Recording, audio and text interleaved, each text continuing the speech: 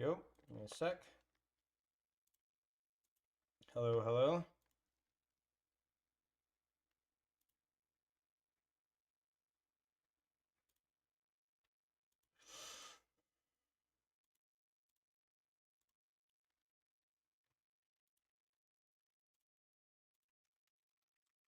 Okay.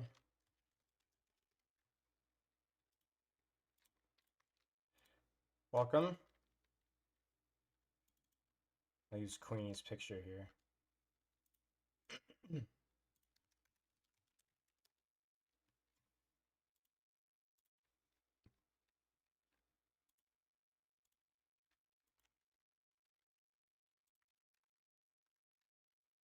What's up?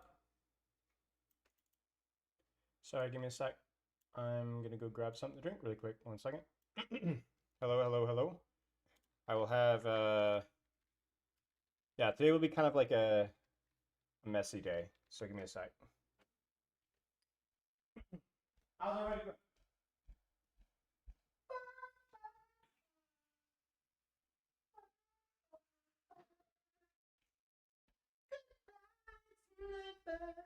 What you want? The one to whisper.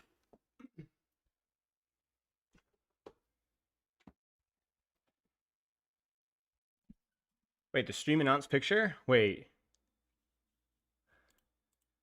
You talking about the Chris one? The Chris one? I should have used the Chris one. Chris Farhado? I gotta save that one. Before I forget, Stefano, I need to remember that one. What's up, Biggie Cheese? I gotta show this to you guys really fast before. Well, I'll use it as like a stream announcement picture at some point in the future. But in the meantime, dude, we were having a great time yesterday. Just like before it was way too late. We were like just asking like Google AI random questions about me. Like I was like, what does Coach Spouse smell like? You know, is his hair bad or good? Is he the worst coach in the history of the universe? And then just so this is my thoughts on like my faith as a Christian. It says, yes, Overwatch professional coach and content creator Chris, !Spilo Farhado, is a practicing Christian. Oh. Chris Farhado. I don't know who that is. In fact, I looked it up afterwards because I was like, it must have gotten confused with some like, nope. I have literally, there's nobody named Chris Farhado. Like, it's some random dude from like Uruguay. Like, I have no idea who that is at all. I don't even know where it came from. So I thought that it'd be like, oh, I get it, because like, it just really just pulled a random name out. So hello guys, my name is Chris Farhado. So welcome to our stream today. although we were looking at the Coach Stefano synopsis, and it was frightening how accurate it was. Even though Stefano doesn't have exactly a huge footprint just yet as a coach, but it was like kind of freaky how weird it was, like describing his strengths and weaknesses. So that was a little bit impressive in a frightening way. Tanner? No, Tanner's not it. Need a new channel? Yeah, dude, Chris Farhado. That will be my new channel name. Yeah. Hi, Chris. Guys. What's up, Fuge? But that was pretty funny. That was really funny. Let's go ahead and pull the stats up here. Let's not screw around. Let's because we're gonna have to do this between games, and honestly, if we're a little late, I'm not gonna cry. Let's do Overwatch Heroes. Okay, so whenever we do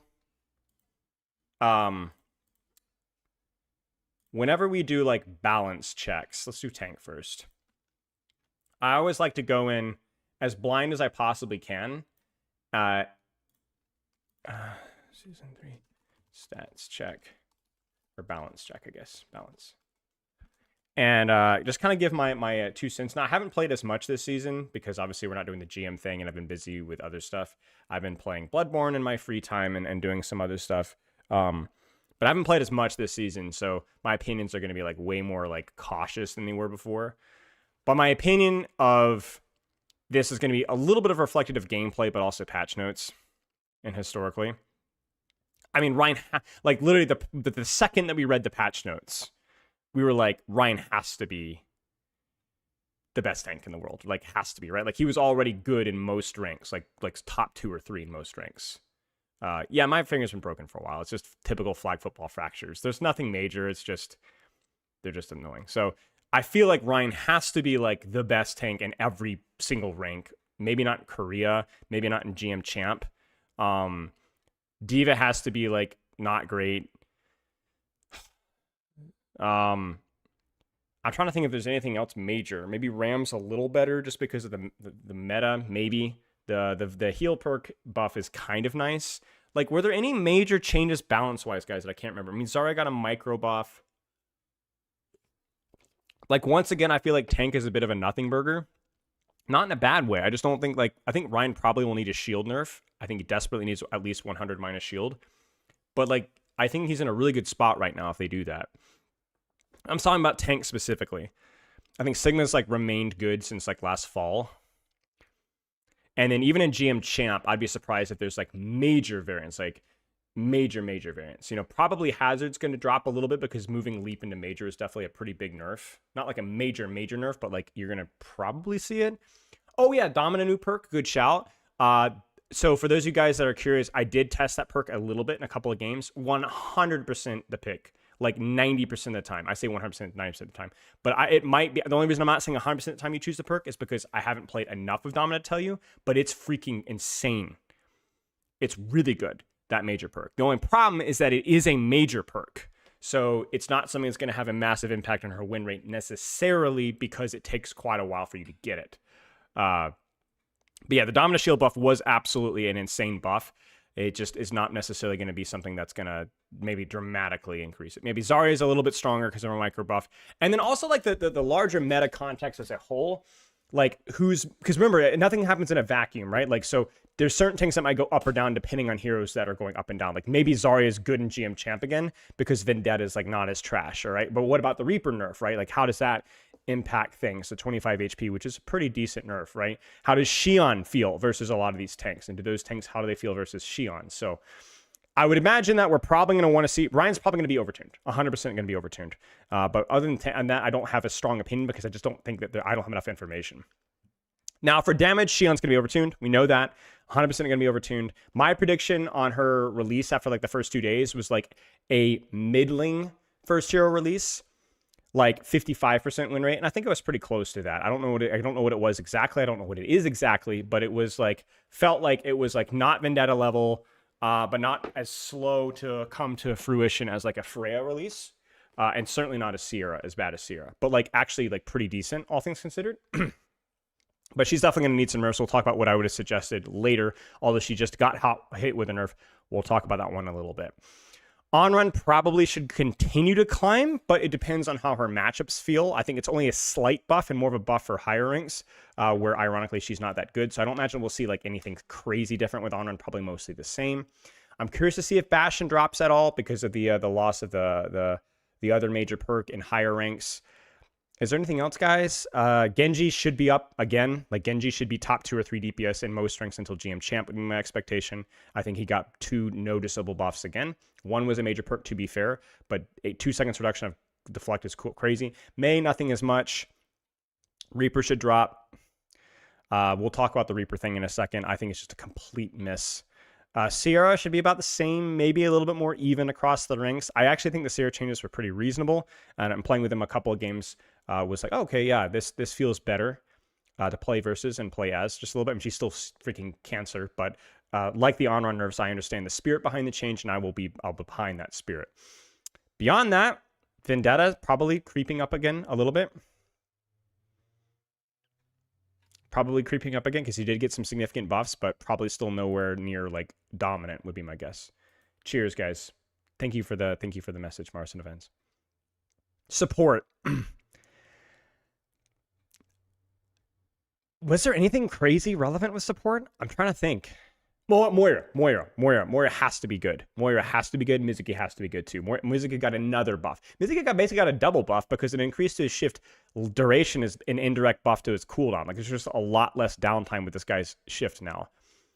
And then also like his trickle buffs from like his ultimate are creeping in.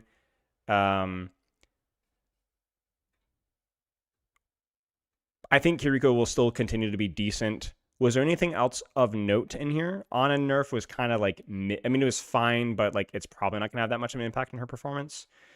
Jetpack Cat, again, probably not going to have much of an impact on her performance either. Oh, Weaver nerfs. Yeah, slight Weaver ult nerf. Or decent. It was just an ult nerf, though. Thank you, Ajaxon. That's very nice of you. I don't know how to respond to that nice message from you.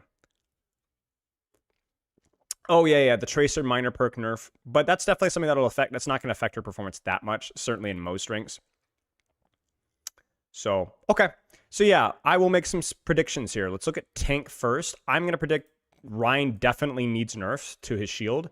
Sigma probably still near the top. The usual, you guys know the routine. Wrecking Ball, Ryan, Sigma, Junker Queen niche situations, the typical ones. But nothing super crazy. But yeah, we'll talk about the Xion stuff later. So let's take a look here. Tank, I have not looked at this. This is just complete guess. Wow. I was not expecting 54.6, guys. I was expecting like in the 53s. Holy crap. Dude, he's even 51% in Asia, which is crazy. Oh my gosh. He is a menace. Okay, so Diva's near the gutter tier. Okay, let's stay with Europe and look at GM Champ. It's been a week and a half, guys. We've had a lot of time. Ryan is still freaking popping in GM Champ. Hazard's doing fine, so that's fine. I think Hazard being here is, like, honestly fine. I thought Hazard would be hit more than that, but, like, this doesn't look too bad. I mean, Winston kind of makes me sad, but that might be more of a meta contextual thing rather than, like, a performance thing. You have to look at these, obviously, within context. Zarya is still annoying, apparently still being picked. Like, maybe this is, like, the Vendetta thing, or when she slips through, she overperforms or underperforms. I don't know. Roadhog is disgusting. I don't know how that works. And then Asia, yeah. So Zarya still is another freaking outlier in high ranks. Like, she's just obnoxious in higher ranks. That has to be something to do with the bubble strategy with either Vendetta or Reaper, or the maps that she's sneaking through. Or like, the way that I look at Zarya is that her win rate is probably like slightly deflated in lower ranks because she's picked in a lot of inappropriate situations on the map. But I like, people in GM Champ are not going to pick Zarya and Gibraltar just because you're playing Orisa, so it's like the weakness of this character is going to be covered by the fact that people are only going to pick her when she's actually appropriate for the map, because people are going to be way smarter about that. Now, on the flip side of that, I actually think GM Champ players are not as, this is completely anecdotal, so take this as you will, but I think GM Champ players, if we've kind of talked about before, I think are a lot stupider with characters like Kiriko and characters like Diva. So I actually think if we look down at like Diva's performance, like GM Champ, she's pretty bad. She's probably not quite that bad, but for whatever reason, I mean, if you look at her pick rate, right, like she's still got a pretty decent pick rate despite the ban. Like, she's banned infinitely more, and somehow she still has a higher pick rate than 4 other tanks, right? So, and I'm curious if that probably has to be higher in other regions too. Yeah, her pick rate's slightly higher in Europe. Is it higher in America? Not really. Not really. I still feel like there's probably situations where she's picked where it's inappropriate, but maybe I'm just wrong. But anecdotally, I think people are going to pick Zarya in the right situations. Vegetable at the highest rank, yes. I think Zarya is not as team dependent in lower ranks because you can just consistently just bubble yourself and do damage. But I think in higher ranks, as people start to utilize the map and angles more, Zarya's performance falls off really hard. And so she needs another hero or the perfect situation for her to be applicable. But if you pick her in the perfect situation, she can be just incredibly obnoxious to play into. So, yeah, Zarya is still a problem, but I think this is much more complicated than just a balanced discussion, because it's clear that she's not, like, if you pick her in all situations inappropriately, she's just a pretty bad tank. Like, she's just not that good. But I think that's like it's an awkward one. And the fact that her ban rate is as high as it is, kind of, I mean, like, guys, like that's nuts. That's more than double. That's a lot more than double. That's closer to triple than it is double of the next banned tank. So that should tell you right now, people do not like playing versus this character. And it's understandable. We've talked about it before from a design perspective, ignore balance. It's like, it's one of the least engaging tank matchups in the game. Like, there's just very little interaction besides don't shoot her, okay, shoot her, okay, don't shoot her, don't shoot, you know, okay, now shoot her, right? There's not a lot of like layering and strategy behind it. Yeah, she's just annoying. She's just unbelievably annoying to play. So balance-wise, I think they need to do something with Zarya again. I think they need to keep her. I think Zarya probably belongs in the same conversation as like the Fateful 3 of Roadhog, Ram, and Orisa, and deserves to be in the bottom 4 or 5 tanks consistently. That being said, I don't think they should just hammer her, beat her with hammers to death, because she really isn't always that good, really. So maybe just something that affects her. I don't know.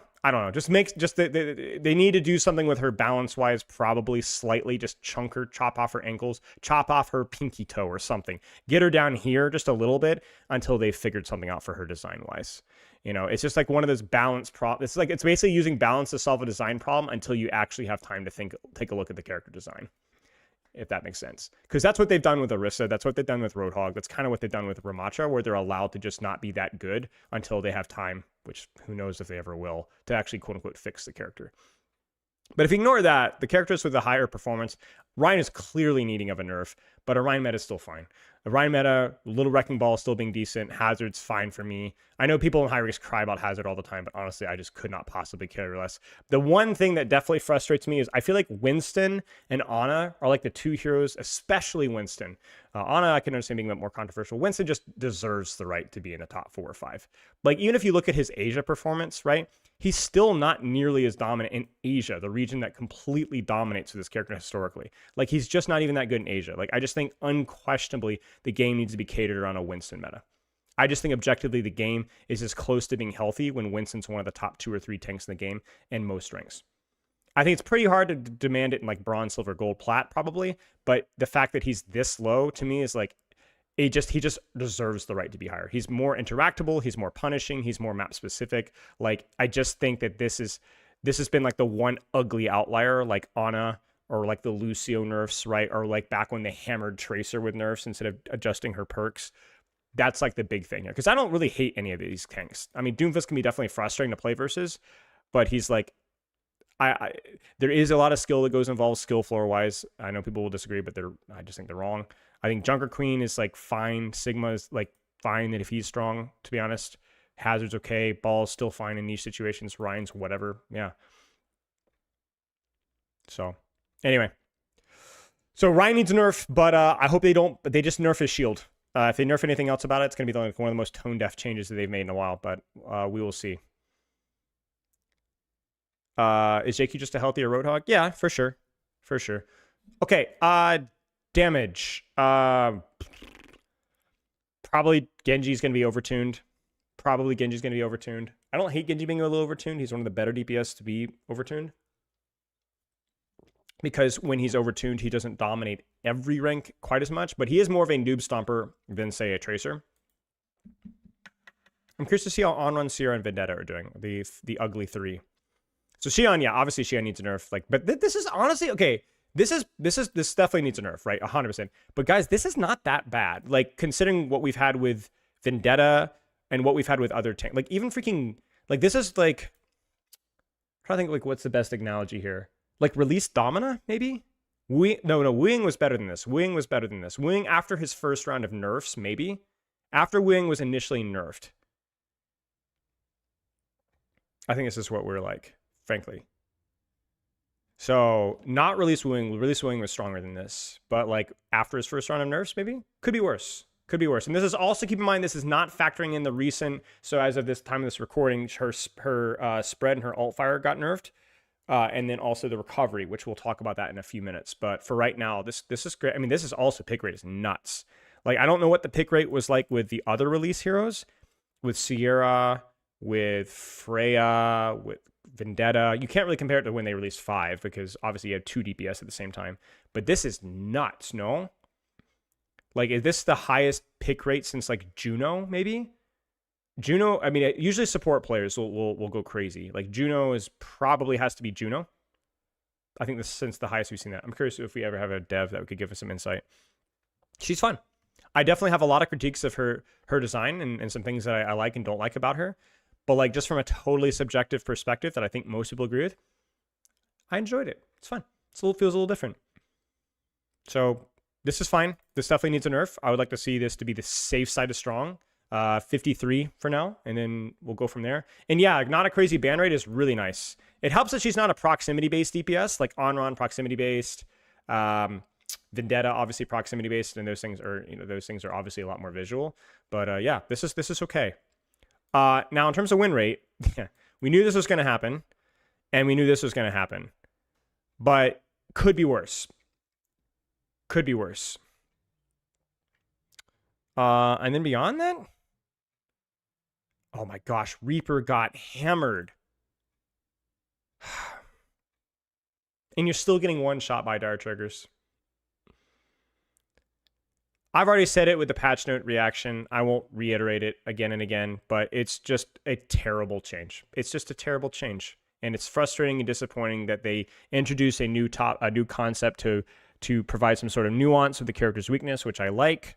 But the way it's executed is that it's just good in all situations. It's not just about range. It's good up close, which he was already good at. So it just doubles down on his strengths, aka Overwatch 1. And then they're like, oh, well, we want to keep Dire Triggers. So instead of fixing Dire Triggers, we're just going to completely chop his head off. It's just terrible. Like, it's just bad. It's just bad. And the reason why I'm going to say it bluntly is because I have higher expectations from these guys. The last 3 years of Overwatch have been underrated with how much they've learned about balance and design, and they've done a really good job in a lot of things. Not perfect, subjectively, a lot of people will disagree, but I think they've done great. I've been singing the praises since right through the dark times of the Rivals. They were working really hard, and then the stuff like this goes, and it's like, guys, come on. Where is the forward thinking? You know, we must know this. You must know this was going to happen. So yeah.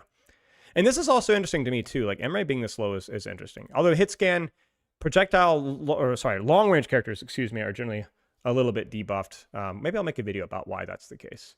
Yeah. Anyway, long story short, beyond that, meta contextual, obviously Xion being this high, Genji being this high, this is going to have a trickle down effect where it's going to reduce the win rates of a lot of other. Remember, like, you have to lose. You know, if there's an OP DPS character, all the DPS characters lose. So I don't think there's anything like majorly bad here. This is kind of sussy Baka. I really don't think this character belongs anywhere near the top, even though she is pretty strong off of trading. And Sierra is still unpopular. So yeah, other than that, looks okay. Let's look at all the tiers in Europe, and then we'll start to fish around in GM Champ. Anything stand out here? It's different. This looks very, very close to the same. Yeah, nothing. Tracer in the gutter. I just think Tracer's okay. This is also all ranks. I don't think Tracer's necessarily in the gutter. I think her matchup versus Xion's a bit tough though, for sure.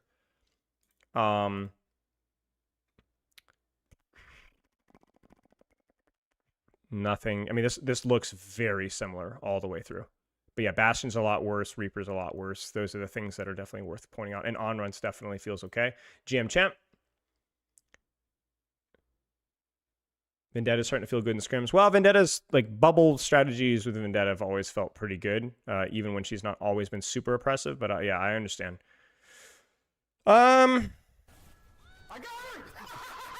thank you for the sub. Bafana PLS. Yes. Okay, nothing super standy out-ish here. Although Tracer's a little low. This is GM Champ in Asia, guys. That feels a little low. I don't think they need to buff Tracer. I think that just some of the meta around it needs to be nerfed. Zsol, thank you for the sub. Europe, let's see here. Sem, still Sem, doing Sem things. But this is such an incredibly low pick rate. It's hard to like draw any major conclusions. I mean, this is kind of interesting. Low pick rate from Onrun, sure, but like, I wonder if that would have been even, again, this feels too low. Under 50% win rate for Tracer. Has to be Xion, no? Has to be Xion contributing to that. Let's look at America. Yeah, dude. I mean, even the little bit of on-run that we've seen from all the regions, she definitely feels like she's kind of creeped up a tiny bit, no? Has to be. But yeah, Tracer definitely feels worse in GM Champ. You might be onto something there. Rhea. Feels too low. But again, contextual. Contextual for me. Contextual. Has to be Xion's just strats, you know? But I don't agree that On was really solid before the quality life boost. Not in GM Champ. Not in GM Champ. I disagree. So it is worth noting really quick before we move on that Genji's definitely not dominating in the higher ranks, and that's one of the more awkward things about Genji, right? For sure. So we'll move on. They got to nerf Xion for sure. They got to look at some of the other characters still, and be careful about the. I mean, I don't know. The Reaper change is just so bad. Okay, so I guess now is a good time to talk about Xion really fast. So the changes to Xion were that they nerfed the spread and the alt fire, or the spread, sorry, the projectile size, which I think was pretty reasonable. I haven't done enough extensive testing, so that I'm gonna kind of like let that one flow off. I think the intent was that it was just too easy to land, which is like fair, sure. I think the projectile size was pretty huge, which is fair too. The thing that obviously is super controversial is the 0.4 second delay after alt fire. Now, this was communicated as unintentional. You could basically use alt fire into abilities. You could use your alt fire, by alt fire I mean execution, into your primary fire. You could just kind of combo stuff. So they added a delay after that because it was not supposed to be there. And the conjecture of why it was not supposed to be there, although we've not had confirmation here, is that the name of the ability is execute, which implies a finish, which implies that you finish with it and you don't do anything afterwards. The reason why that's just kind of flawed, if that's the case, is the fact that it has a charge up mechanic, which means that it's actually, ironically, much better as an opener in most situations. Now, obviously, you can just tap right click and point blank range, but you're not always playing those ranges with Xion. And also, why would you do that when you can charge up behind a wall and open with it, right? So it's just a much better opener. Now, if this wind up added at the end changes how and when you use execute and ends up opening up a different gameplay loop that is relatively interesting, then maybe there's some interesting nuance here that we haven't explored. And because I haven't played enough post nerf, I don't want to jump on the bandwagon just yet. However, I will say that I think that if the execute ability does not work very well as a finisher, or if it's too valuable to open up with a right click, then I think this change was tone deaf. Because the concept of that, oh, it was supposed to have a delay, I don't care what it was supposed to have. I don't care if it's a bug. If it's a fun bug, if it fits better with the gameplay loop and people like it and it feels nice and it rewards a little bit of experimentation with the kit, which, by the way, this is not like something that's completely unintuitive. This isn't like even, I don't know if you guys remember original Overwatch 1 Super Jump, some of the crazy inputs that you had to do, which weren't that crazy compared to some MMO animation cancels. But this is just, you just press a button after alt fire and you go, oh, wow, the button works. Anybody that puts any amount of time on this character immediately is rewarded for experimentation and can do it instantly. This is not something that takes a lot of effort to figure out. This is not some crazy game-breaking bug here, okay? This is immediately available to anybody that plays the game and rewards you for being able to combo correctly. So if this delay, changing up the gameplay loop, doesn't work, doesn't provide an interesting strategic approach, you're just nerfing the quality of life and the flow and the fun of the character. So that's up to you guys to answer. Does it feel better or worse? It's too early to say. For some of you may have playtested a lot and have a concrete opinion. But I'm going to go ahead and agree with the fact that this seems like a very questionable change. A very questionable change. Because of that. It seems, wow, are you really sure that we're going to add clunk and delay afterwards? I don't care how long the clunk or delay is. If it's anything, it's still something you have to be careful of. And the reason why I'm dying on this hill, not dying on this hill, but I'm very serious about this, it's not just about the concept of adding unintended clunk and delay, which is bad enough as it is if it's not done correctly, but also, very importantly, this doesn't really address the main problem with Xion, which we talked about on Tuesday. I like combos. Yes, thank you for the 2-year subscription, John Prostate. I love that. The problem is, as you guys have been saying a million times, is partly the projectile size. So thumbs up. I do think that was probably something that needed to be changed, but also the damage ceiling, which you could do without using primary fire at the end of the shot. You didn't even need to know the combo to do that, dude.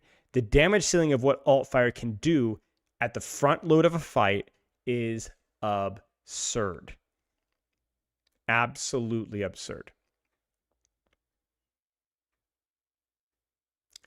280 damage ceiling. That's not even including the minor perk.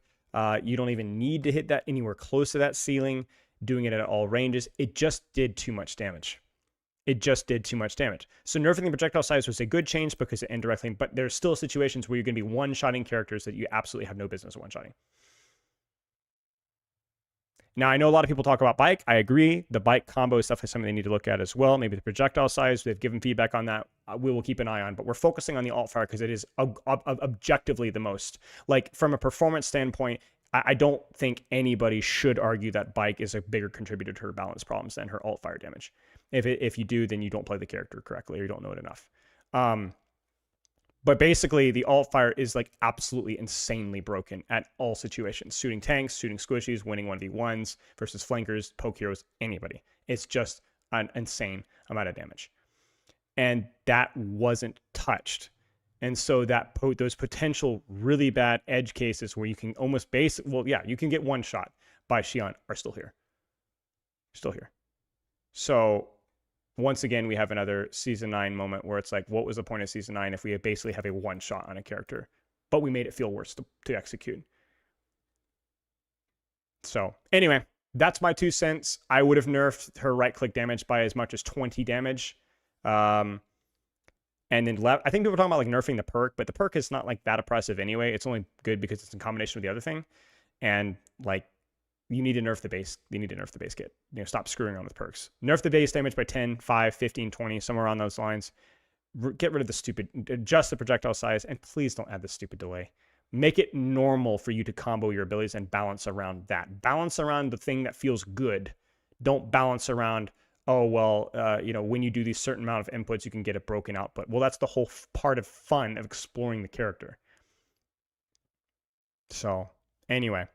The only caveat, as I will say, is that there is, if this does somehow miraculously introduce some nuance into when you use right click and you have to think more about it, then maybe it's okay. But I am skeptical that that's going to be the case, although I hope that I'm wrong. A good example would be Zenyatta's right click, which is not always, there's a lot of downsides to using Zenyatta's right click, both the noise, the delay afterwards, just like Xion. It does use ammo, right? So we will wait and see. I hope that I'm wrong, but I don't think I'm going to be. So we'll see. We'll see. Moving on. Support here. It has to be Mizuki Kiriko, probably doing quite well. Who else am I thinking of? Words. The word is Moira. The word is Moira. Moira is the word. So the word is, Mizuki is good. Zen's good. Moira is a 51.3% win rate. No! For context, she was like down here, guys. I told you. Nobody believed me. I told you these buffs are insane. Buffs are insane, dude. The 50, I think it's 15 DPS per target. Also stronger HPS. Also stronger orb total amount of damage. Come on, man. Come on, man. I wonder what it's like in GM Champ. I mean, that's just ridiculous. 49%. She's better than Zen, Jetpack, Lucio, Mercy, and Lifeweaver? I mean, in Asia? Come on, man. And the thing about it is it's not just like a low-skill character, but some of the buffs to Moira, specifically like the DPS orb and like the total damage ceiling of what orb can do, those buffs aren't even that relevant. She had 47.4. And all ranks are in... Like, in other words, the damage orb becomes way more important in lower ranks because people clump, but as people spread, you're not really getting the full damage orb thing anyway, and it's not getting like the multiplicative 15 DPS on all targets. So it's like the GM champ players aren't even dealing with like a couple of the things that the lower rank players are. All ranks in America? Okay, let's take a look then. I mean, that's a 2.5% increase, boys. Like, obviously, without the meta context, that could we'd have to consider that more. But that's still insane. That's absolutely nutso. And also, Mizuki is crazy too, right? So I'm just gonna kind of skim through this. Okay. Holy frick, dude. Moira just needs they shouldn't have done the damage orb nerf. They just shouldn't have done it. The heal orb nerf I'm okay with. A little bit more so. The reason why is I think that it's fine if heal orb is a choice that you make. I think damage orb spam is like the easiest way to get value out of the character and like the least intentional. But I am glad that they didn't buff her alt fire damage, to be fair. There's a little bit more of a strategic approach, I guess, with the orb. But like, it's just offensive to me. So let's look at the GM champ in Europe. Mizuki probably needs a bit of a slap on the wrist as well. I think his shift, people have been asking for an increase in shift duration since literally launch, and I've always kind of been against it because I wanted there to be a little bit more risk involved, and now that's gone. So I don't know. Maybe if they want to allow him to move around a lot and then maybe nerf like his aura healing, that's fine. But yeah, Mitsuki probably needs a slap on the wrist. Moira needs a punch in the face. There's no way that this character... This is like the equivalent of like Sierra or Orisa, or not even Orisa. Like, I don't even know what a good tank analogy. There isn't really a good tank analogy for this. Like, this is just absolutely ridiculous that this character has this performance in GM and Champion. It's just absolutely ridiculous. And this should make you seethe. Ana has a 45% win rate and GM Champion, and Moira has a 50.6. For context, that is a difference in this same region between Hazard's performance and Ramattra, or Orisa and freaking Sigma. Absolutely abysmal. Inexcusable what they've done to Ana. It's absolutely inexcusable that she still doesn't have another support passive. Absolutely ridiculous that they have not given her another support passive. She just needs another support passive. Literally, just allow her to heal off of healing. Allow her to heal off of healing. That's it. Absolutely abysmal. She doesn't need mobility. You don't need to buff anti-nade. You don't really need to buff sleep dart. You don't need to buff nano. You don't need to buff her perks. They just need to allow her to not be dead every time that she uses her nade elsewhere. And saying, oh, we reduce the nade cooldown to 12 seconds so she can nade herself. Bull. It doesn't even heal her with a DPS passive.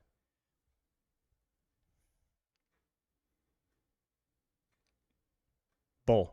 So, yeah, Moira's egregious. Mizuki's probably needs a bit of a slap on the wrist. And Anand desperately needs a buff. But beyond that, it's okay from what we're seeing. Let's look at America real fast. Yeah, I mean, it could be worse. So I'm not necessarily like if you look at like 53% to like 47%, that's not terrible, right? Like that's not a terrible spread for support in terms if there's a balance. And the ones that are near the bottom, I understand they have baggers like Baptiste and I'm surprised Lifeweaver is doing so poorly. That is strange to me. And Kiriko seems to actually be doing okay, despite this is one of the better spots Kiriko has been in terms of performance to her output. But, I mean, yeah, we've talked about Kiriko a million times before, so we won't beat that dead horse. But this just ticks me off, man. Like, even here, like, there's still over percentage distance between Moira and freaking Ana. Why is Moira a higher win rate than Lucio? I'm sorry, why is that a thing? Doing okay as a 50% pick rate? Yeah, but that's a contextual thing. Like, this is not an easy fix. This character is, like, so embedded into, like, the hive mind of like high level play, it's almost impossible to remove immediately. There's just nothing you can do about it, at least right away. You have to go to like down to the fundamentals of like what Suzu does, and they just haven't had the chance to do that apparently. So this is a design thing. We're not talking about design exactly right now. Also, Kiriko is just a very popular character objectively. Like she just is. Like look at all tiers, right? Like she's just the highest dude, honestly. There you go. There's your answer, right? Like she's the second highest pick rate, only losing to the brand new popular DPS character. Right? And it's not just America. 52% win pick rate. And she's picked 15% more often than Xion. Europe. So I just, regardless of what you think, people like Kiriko. They like having how the character flows or how the character looks or whatever else. She's also a low rank slop hero. Like people even in low ranks like playing Kiriko. So it's not that easy.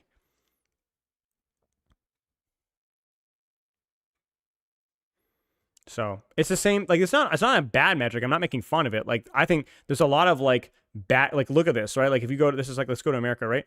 A lot of these characters on our screen are really fun. A lot of these characters on our screen are really annoying. So, but I'm saying you can't just simply look at pick rates and be like, oh yeah, we need to do something about that. Well, I mean, we're going to do something about Genji too. You know what I'm saying? Genji's been in the top, 6 or 7 pick rate since like Overwatch's release. Like 10 years where Genji's been in the top 5, 6 characters permanently. Frick off. So what are we going to do? Gonna nerf Genji too? You know?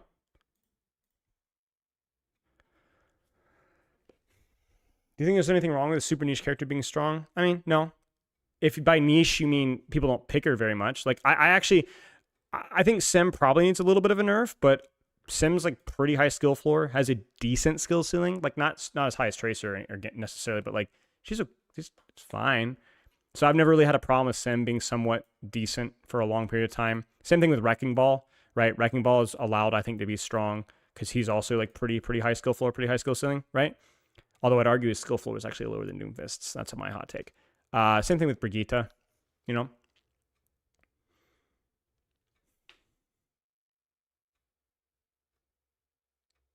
So anyway, my takes are basically like my biases are confirmed, right? Who would have thought? Moira needs a nerf. Like Moira needs a nerf. Mizuki probably needs a slap on the wrist. Lucio, Ana needs some help. They just nerfed the wrong thing about Lucio completely. I think other than that, like there's a lot of a BAP just sucks, but like that's a design problem. You can't really balance that out super much. DPS, Xion probably needs another small nerf, but we'll keep an eye on it. Genji will probably get a nerf, but I don't know what they even nerf about Genji, to be honest. And yeah, we've already talked about it. We've got it on the list. Anything else, guys? Anything else you want to go over? But pretty predictable. This is why that last patch was so strange to me. It felt like we knew that these things were going to happen. Like we knew they were going to happen, right? What did I say about Ryan? I was like, how are there no compensation nerfs? Like, you know this character is going to dominate. How are there no minor compensation nerfs or Genji? Before you guys raise your like pitchforks, like just like a tiny nerf to like his ult charge or something like that, right? Like how did we not? We knew this was going to happen. We knew it. Zen's fine. The reason why Zen is awkward is like even in high ranks, like AFK supports are OP. I think the way that I would, like, if you wanted to nerf Zen, and I wouldn't be against it, is just nerf his Discord back to 5%. I don't know why they buffed it. It's just a silly change because it's just kind of like automatic value. The easiest thing to do, put Zen in a quote-unquote balance state, would just nerf Discord by 5%. Just nerf Discord by 5%. It's too early to nerf more. That's just biased. A weak character getting buffed means dedicated players are still rank adjusting to their skill level. Dedicated players are still rank adjusting to their skill level. No, but you have to understand, the amount of effort to output from Moira is disproportionately low, objectively, to every other support character, almost without exception. You're basically saying that if you spend the same amount of time on Moira, you should get a higher rank than you do with another character. But not in GM? Yes, in GM. Yes, in GM. The concept that, oh, you have to be insane at X character to win in GM. No. No, you don't. You have described the fact that there is a ceiling of how many games that you can win in GM, even if you play Moira perfectly. But no, I'm sorry. And that applies to any low skill ceiling character. There's only so much that you can do. You're saying that I have to play 98% of Moira's output to win in GM. Yeah, that's right. But that's still lower than 80% for Tracer or 80% for Ana.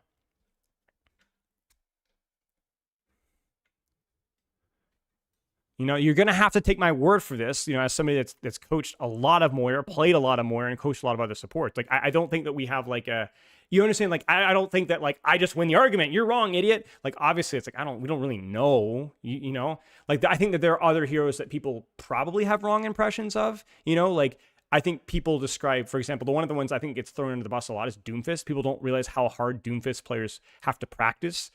People just see like the AoE punch value and think that's easy. I don't think it's as easy as people think it is. So I understand your points, but it's really, there are some heroes where it's like, you could probably see that it isn't that hard, you know? It isn't that hard. Although it is, to your point, it is worth considering, like, are there some heroes which have like really low skill floor or skill ceilings where people really do some crazy things? I think my point stands with characters like Ryan, though. I would say Ryan has a higher skill ceiling than Moira for sure. Yeah. No, but I'm still not convinced that a Ryan player has to play the game that much more and that much harder than a character like Ball or Hazard at the same rank, or Winston. Like, subjectively, I think even in GM Champ, a Ryan meta is still better than a lot of other metas. But I don't know if Ryan as a design demands as much ceiling effort, if that makes sense. Again, the character has some inherent limitations, which limits how much you can perform in all situations. It's a very complicated, nuanced discussion, and you're bringing up some good points, but I hope you can kind of see mine, if that makes sense. And I love Ryan. Ryan's one of my favorite heroes in the game, and I think he's a little actually kind of overhated nowadays. I think it's kind of like hip to hate on Ryan. But I do think a lot of his value does come kind of from setting up and shielding, and there's a little bit less to it. But yeah, I don't know. Like, Moira's not brain dead. She's just brain dead compared to other heroes in GM Champ. You know what I'm saying? Like, I've coached top 500 champion Moiras many times, right? And there is a lot of effort and nuance, but compared to other heroes, it's not as much, you know? So we'll see. We'll see.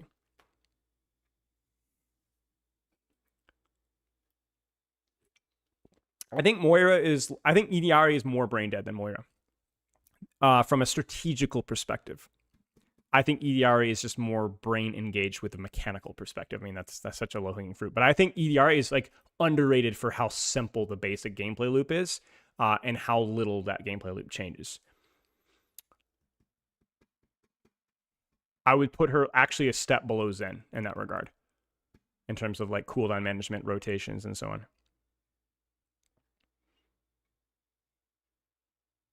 As the meta is still adjusting. True, yeah. I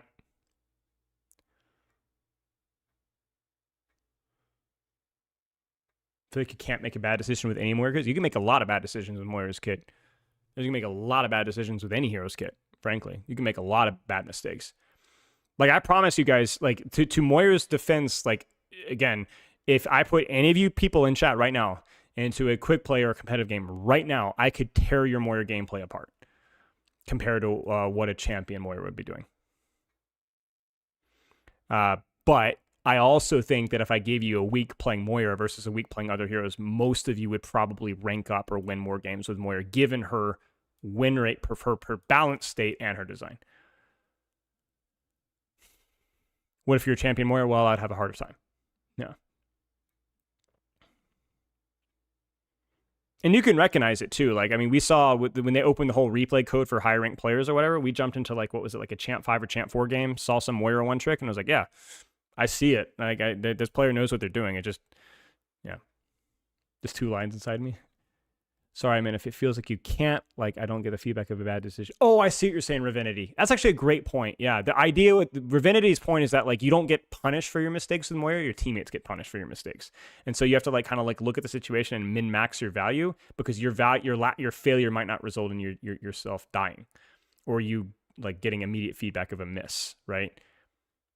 That's actually a great point. I think that's, like, one of the big fundamentals of, like, game design, is, like, trying to find out if that's, like, bad game design or not, you know? A bit like Mercy, yeah, a little bit. Mm-hmm.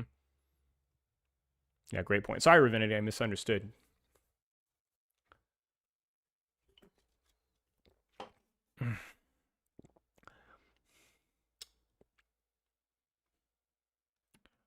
GM markup, GM Moira play, but obviously you got to relatively swap to pretty much anyone. It depends on the player, of course. You don't want to talk in like absolutes, but you're more likely to be able to play Moira at a decent level.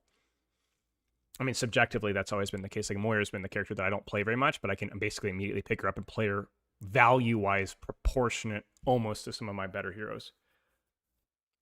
Just because you can go in with a general understanding of, like, her kit doesn't require a lot of understanding.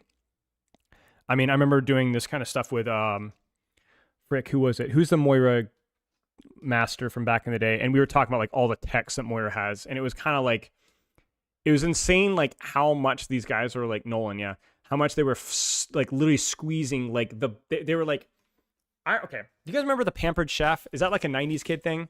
Like, there's, like, not pyramid scheme, but, like, the thing, all the moms would just sell crap to each other. I remember one of those Pampered Chef things being this, like, rubber, like, scooper thing. And your peanut butter jar was completely empty, right? You'd scraped at it with a spoon, but you get that rubber scooper thing, and you could get every grain of peanut butter out of that jar. And whenever I think of like Nolan explaining to me, like, I forget what's the Doppler effect of like moving towards a target and it's increasing your HBS by like 5% or something like that. And I'm just like, how many grains of peanut butter are we going to scrape out of this this devoid hero? You know what I'm saying? Or like aim the orb at the feet so you can get one more tick of the damage orb, you know? Like I remember when the hero was released, everyone was convinced they're going to do all these crazy like geometry tech stuff. And it's not that stuff is useless. It's absolutely useful. It's just like so much less useful than you think, you know? And the irony is that like the one time where that stuff could be useful because she has the reversal orb perk now, you're better off choosing the fade perk most of the time anyway. It's just funny. But is there a reason you stay clean shaven? Oh, I just don't grow a lot of facial hair. My facial hair sucks. It's like I got like the shaggy thing, and Pepper hates it. So I could grow a pretty good mustache, but I think everybody has a freaking mustache right now. So also Pepper wouldn't like it. So.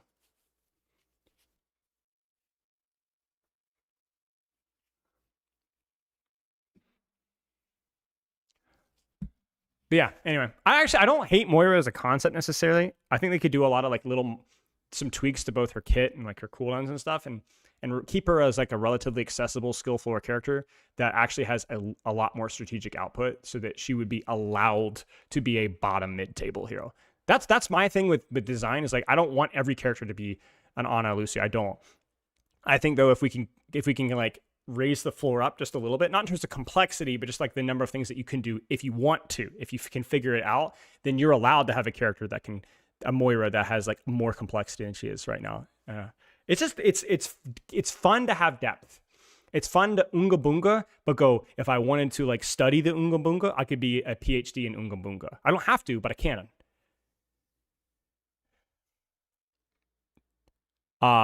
And it's difficult to do that. We've talked about that. It's difficult to do that. So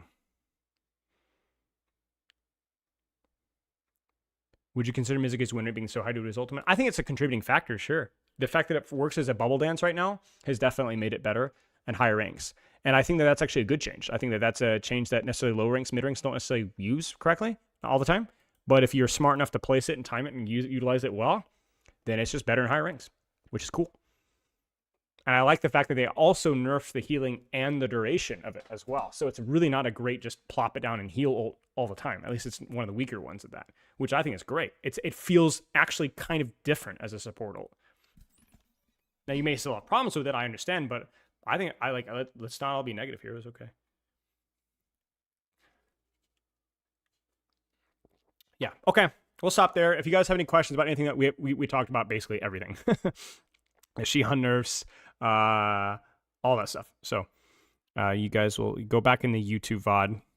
If you guys want to kind of skim around, you can 1.25 it as well and hear me go, trace, balance, design, nuance in real time.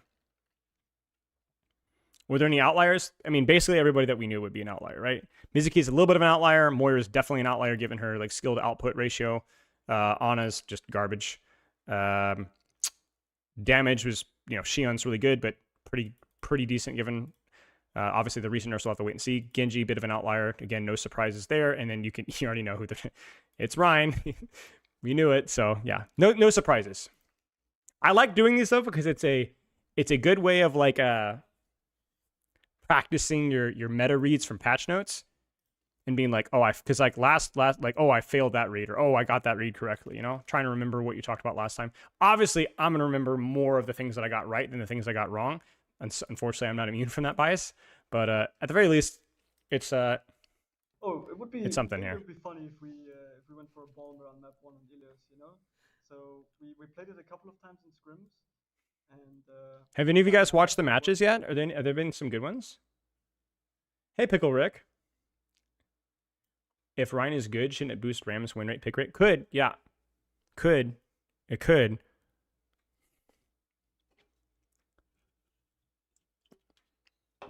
We can skim around. In terms of dealing with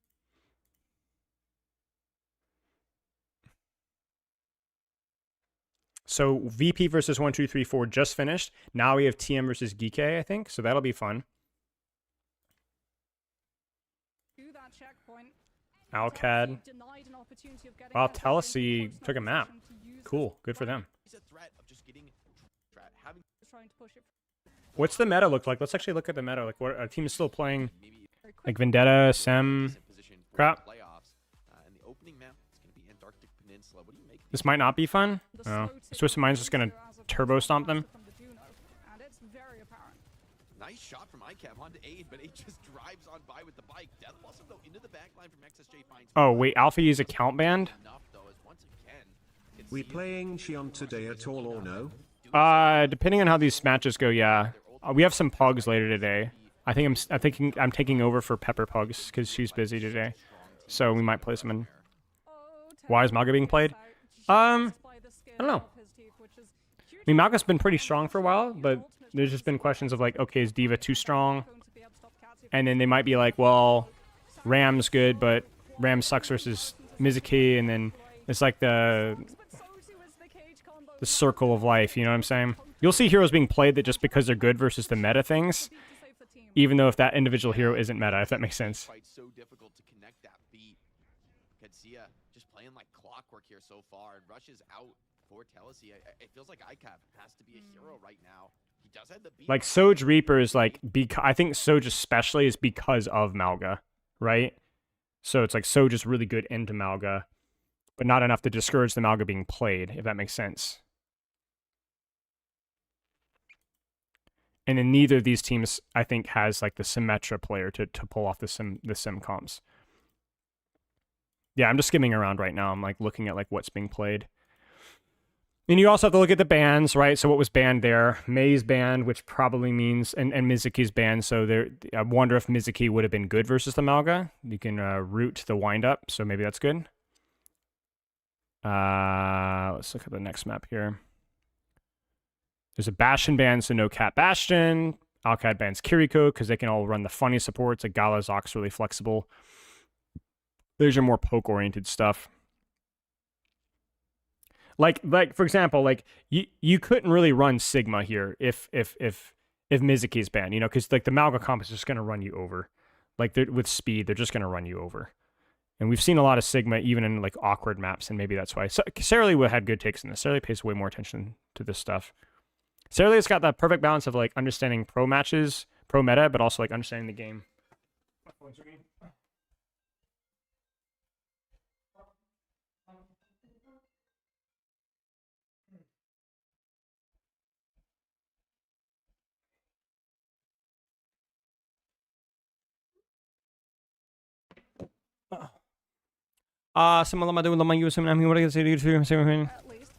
And in terms of like the heroes being played, probably just meta stuff, map stuff. It's interesting that Xion's not being played here though. Maybe the alt fire recovery time feels too bad. Maybe she's not as good versus these like cast tracer stuff. Xion is a little weird. Like her burst damage is really good, but like her ult's not that great. Which to be fair, these ults aren't that good either. But Bike is a bit of a long cooldown. I'm curious to see if she's more valued in like these more like hybrid comps. Both Finn and Alpha Year banned. Any update on what that's about?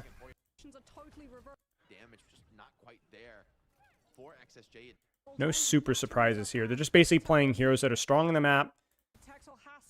The one nice thing about a lot of these rapid balance patches is that teams really have started to settle in onto playing to their strengths more often. And so we've just had a lot more meta variety because balance patches are just so fast. And hero designs too. They're not banned? Okay. Twitter noise. Okay. They banned Sig. So then we have Amalgamir again because you could just run over. It's the same thing. It's a Sig Mizuki ban again. Because it's like, oh, well, then it's weird. So they banned Mizuki, and then they're like, okay, well, then you guys are not going to be allowed to run a Sig ban. We're going to, because I guess they want the Amalgamir. They think that's their best chance. But there's some Xion. There's a lot more motion on this map. Cat without Bastion? Yeah, looks like it. I mean, Cat Cass is still a combo, right? And you got talking about a much more open map. I mean, what else would you run here, right? Mizuki's ban, Kiriko. You're more angle maxing. Lucio's nerfed a lot. Like, what else would you run? You could run Wuying, maybe. Yeah, Zen would be, that would be very old school. It is traded with Reaper out of the fight. Masoli going to come in with his own cage fight, try to just triple down here. But it's Zen would probably be counterpicked in some way, shape, or form, though. And I assume, I wonder if that's been tried before. Like, I don't hate the Juno. Juno's okay, but maybe Juno's hard in certain situations. Malga's lower skill setting character. I would say Malga's like the highest of the low skill setting, if that makes sense. He's got more mechanical positional demands at the highest level. Really textbook. all day long. In theory, this should become Okay, they banned Xion, who's probably pretty good in this map due to how powerful rotations are. And they're just going to force this, and they ban Lucio to make them play Juno. Okay. Do they drink a lot of caffeine? I mean, yeah, almost certainly, yes. Caffeine is like absolutely, I won't say abused, because it's like not as dangerous to abuse caffeine as it is other drugs. I mean, I use caffeine. It's just, it's good, it's powerful. But yeah, do they use it in healthy doses and wise? No, they don't. Not even. can happen. Point and Taejong. Why is Reaper so common in pro play after Nurse? Matchup stuff. It's just a matchup thing. It could also be that you might be right, that like even with the matchup being favorable for him, like due to the tank trade, the push pull, the map, the speed, you know, Dire Trigger's burst is still useful. You could be right that these guys probably should, like there's probably a better hero to run in this situation. Like you could be absolutely be right. Carl is able to generate. You lose so much time having to wait for your Malga, the pulse bomb from Lost. I mean Malga, I mean the map. I mean 225 backliners with Dire Triggers. So there's a lot of little tiny variables here. I think part of it is just down to the fact. Well, this would be so spicy. I actually am so here for it. I think this is a smart move from VP because this is. VP bans Mercy. I think that's a support protect, man. I think it's a support protect, man. Because they want to run. I don't know what they want to run. I really don't know. Bastion, they're trying to ban the Cat Bastion. If you can look good on this, that is another major feather in your But they can, I guess they can still, yeah, so they must have some sort of support strategy here. They're going to run the Cat. Okay, so that makes sense. Freya's really good in this map, but yeah, Xion's good here too. If they ran Freya here, I would not be surprised. I think Freya's insanely good in this map. Especially at this level of play. Probably kind of trolling too. Fair enough. I've never played Dota, no. A lot of those PvP games, I don't know if I'm ever going to play. Because I'm just now catching up on like PvE stuff, you know? Like the classics of PvE. But those take like 30 to 60 hours of commitment, you know? Not 300 to 600, you know? Like, I've never played League of Legends. I've never played Fortnite. I've never even played Minecraft. I guess it's not really a PvP game. But, like, I just don't know if I'm ever going to be able to put the amount of time into those games, you know? Yeah, maybe they were trolling Golden Pants. I don't know. Yeah, maybe these teams are just getting better, like, using Cat normally without the Cat carry. You know, still using the heal, the ability to fly. Maybe some nuance with the ultimate for stuns and crap. Did Mori ever get played at pro level? Yeah, many times. At least 3 times. She's played with some like Reaper Sombra hybrid dive comps. She was the initial support played in Goats. She was also played in early iterations of like Double Shield, where there was a lot more push-pull with Double Shield very early on. And then she's been hit or miss here and there. But she's been hard meta 3 times. This is cool. So they're going to ban Ball. And they're going to port Golden Pants. This is like, hey, Golden Pants, we don't think y'all are very good at dive. I mean, this is literally the ranked strategy. Double poke support with some variation of survivability. Double poke DPS with some measure of survivability. And then a poke tank. And if they have the time to set it up... No, I've not played Mass Effect. Although I think I actually have bought Mass Effect to play. It's on my list. This is just disrespectful to dive, right? I think this composition from Virtus Pro is very vulnerable to either Pharah or Echo. It's very slow, and if you can use the verticality of the map, you have a lot of burst damage, you can engage. The problem is that these guys can't play that. Like, Kai is a one-trick. Like, Kai is the classic hit scan. A lot of EU players are, where they have terrible hero pools. So it's like, I don't think Xion's bad here, but like, if you could run like Xion Flyer, Flyer Tracer, I think this would be insane. But yeah, they're doing literally the rank strategy here to just make the Winston's life as miserable as possible while marking Tracer. Maimon's flexible, well, yeah, but I mean, I guess Maimon could play Echo here, but then you still have Kai kind of poking in the back. You know, it's like it's difficult, right? Like Maimon goes Vendetta. I don't like Vendetta here either because Vendetta's going to be mostly unsupported. This is like the most full hold situation I think I've ever seen on Dorado of recent Emery. I'm curious to see, do they even cap? Oh, they don't freaking cap. They do not freaking cap. Well, hang on. That's a lot of ults. Does it get kited? Nope. Yeah, nope. Yeah, it's full hold. Yeah, I mean, Winston's fine here, but this situation right here is a type of situation that you guys have seen me in ranked like every other month where I'll play like a dive tank or something and my team just goes all the poke heroes and just sits AFK in the back and then just lets the enemy team counterpick me and melt my face off. Does that sound familiar? Any tank players in chat? Remember, this is literally the exact same thing. This is completely onto 1, 2, 3, 4's backline. I guarantee if we reviewed this, they would be too passive, not flanky enough, no risks, and the composition also doesn't lend itself to risks either. This is just bad. Bad. Like this kind of crap should not work. They have like no old economy. Nano Primal just demolishes this. Kitsune demolishes this. Where are they going to flank here, to be honest? Well, there's choices. I agree with you, certainly, to an extent, but let's actually look really quick. Let's look from the get-go. Winston stages underneath, on a main, okay. Wing swings to the right angle, okay. Tracer's probably either underneath or full flanking top. Kai should definitely be thinking about going top. Bubble's already forced somehow because they're pushing point, which is fine, I guess. Golden Pants just completely explodes.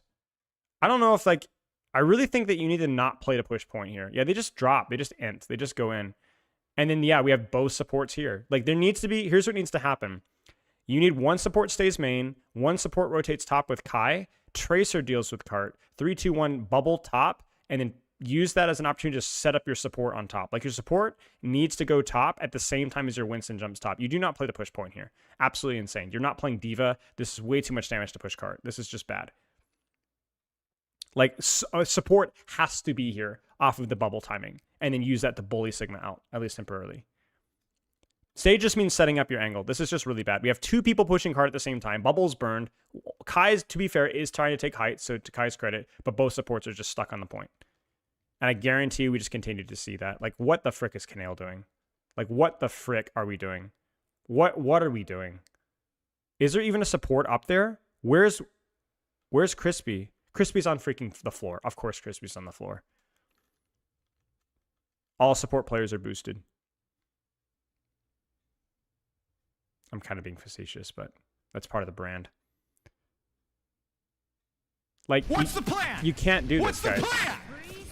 You can't do this. Like, you just can't. You can't do this. Like, even if you get the nano off, what do you do with it? You stare to Sigma Shield. Somebody has to rotate top, bro. Like, we've just now used nade. Kai is taking a space, to be fair. Or Maimon was, or trying. Okay, there we go. You see this? This is better. This is better. Do we nano now? Nano. Even just to take the tank trade. Yeah, there you go. That was better. They double support ult. But we really need to get Canale off of point.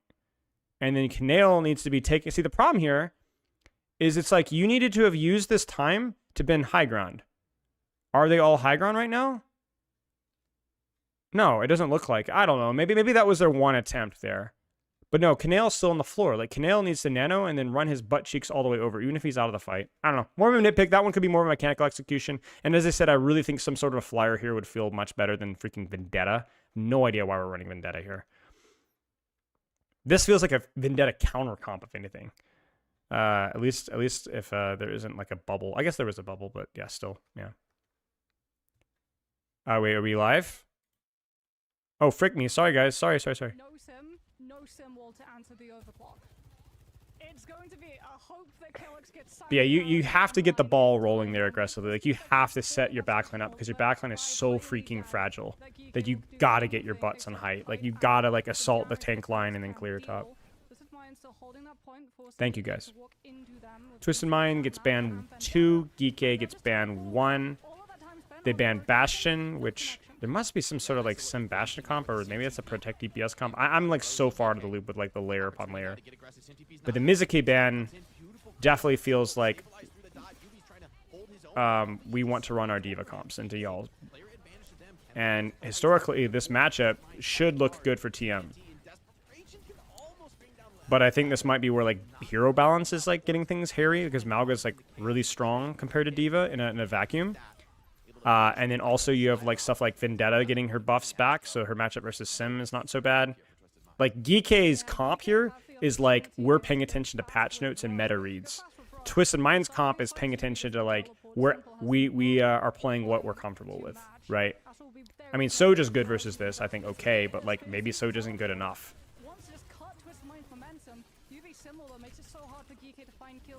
Like team is definitely like going like old school style here, you know? Like GK seem like they're innovating here or trying to counter comp or whatever. But there's only Finn benefiting from it. Ziad couldn't quite get it, and even if he had, I don't know if it would have made much of a difference. They just stalled the point a few seconds longer. Wikipedia theory.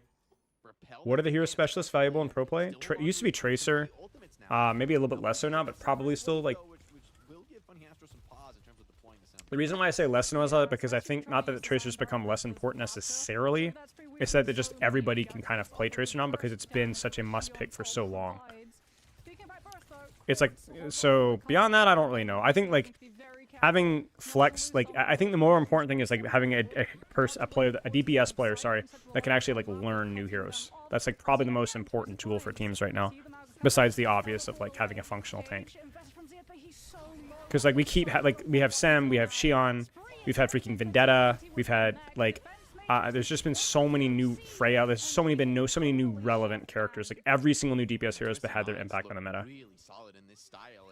Or yeah, having a guy that can play Kiriko, like, right? Kiriko's like the new Tracer for sure. All right, well, last fight here. These old fights have not been going GK's way. Our Flex DPS players put like Soj depends on what your team plays for. I rarely see Soj being picked with another poke character though, so most of the time it'll be the guy that historically has the poke DPS hero pool. They're setting up Lebda on the flank. Ziad stage is right. He's gonna need Cardiac. He gets Cardiac. He gets Kitsu. Pretty big slam. And then that's a huge, because of that slam, they get a disengage, a DMAC, right? Which is huge because that really diminishes a lot of the value from Twisted Mind's Kitsu, which came a little bit later. So, I mean, that could have gone GK's Twisted Mind's way so easily. That was really, really close. But well played by GK. Big Kitsu, big slam, just enough of an advantage before Simple gets the Kitsu off. Simwall coming back in, Beat coming back in. The big one here is obviously going to be, are they going to be able to connect off of Yubi? And they're going to try. They're going to try to connect fast. I like that. I actually like that a lot. You know you're going to lose the layer war, so fight dirty. They've got one more support, essentially. I think it's thundering outside. I'm super stoked. And that makes this next fight awkward. They're going to go in again aggressively. I think TM's going to be ready for that, though. Do they get the touch? They do. Quartz pops ult. 225 HP moment, though. Blood dies through it. And as long as GK plays this one patiently, they're probably going to be okay. Even with that Malga trade, they're okay. There's no real relevant ultimates here, and then Vendetta's really good at cleaning up these fights. Yeah, that was really well played by GK. They knew the plan. They knew the situation well, and TM just kind of got caught off guard. Well done.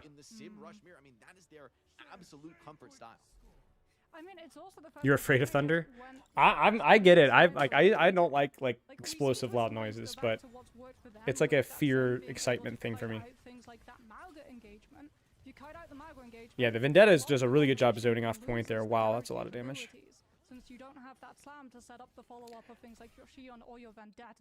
I look at what Geeky is playing and I'm like, that just feels like has to be more the meta given the ban or in the map, right? But also TM is just like they're the better team, right? So we'll see.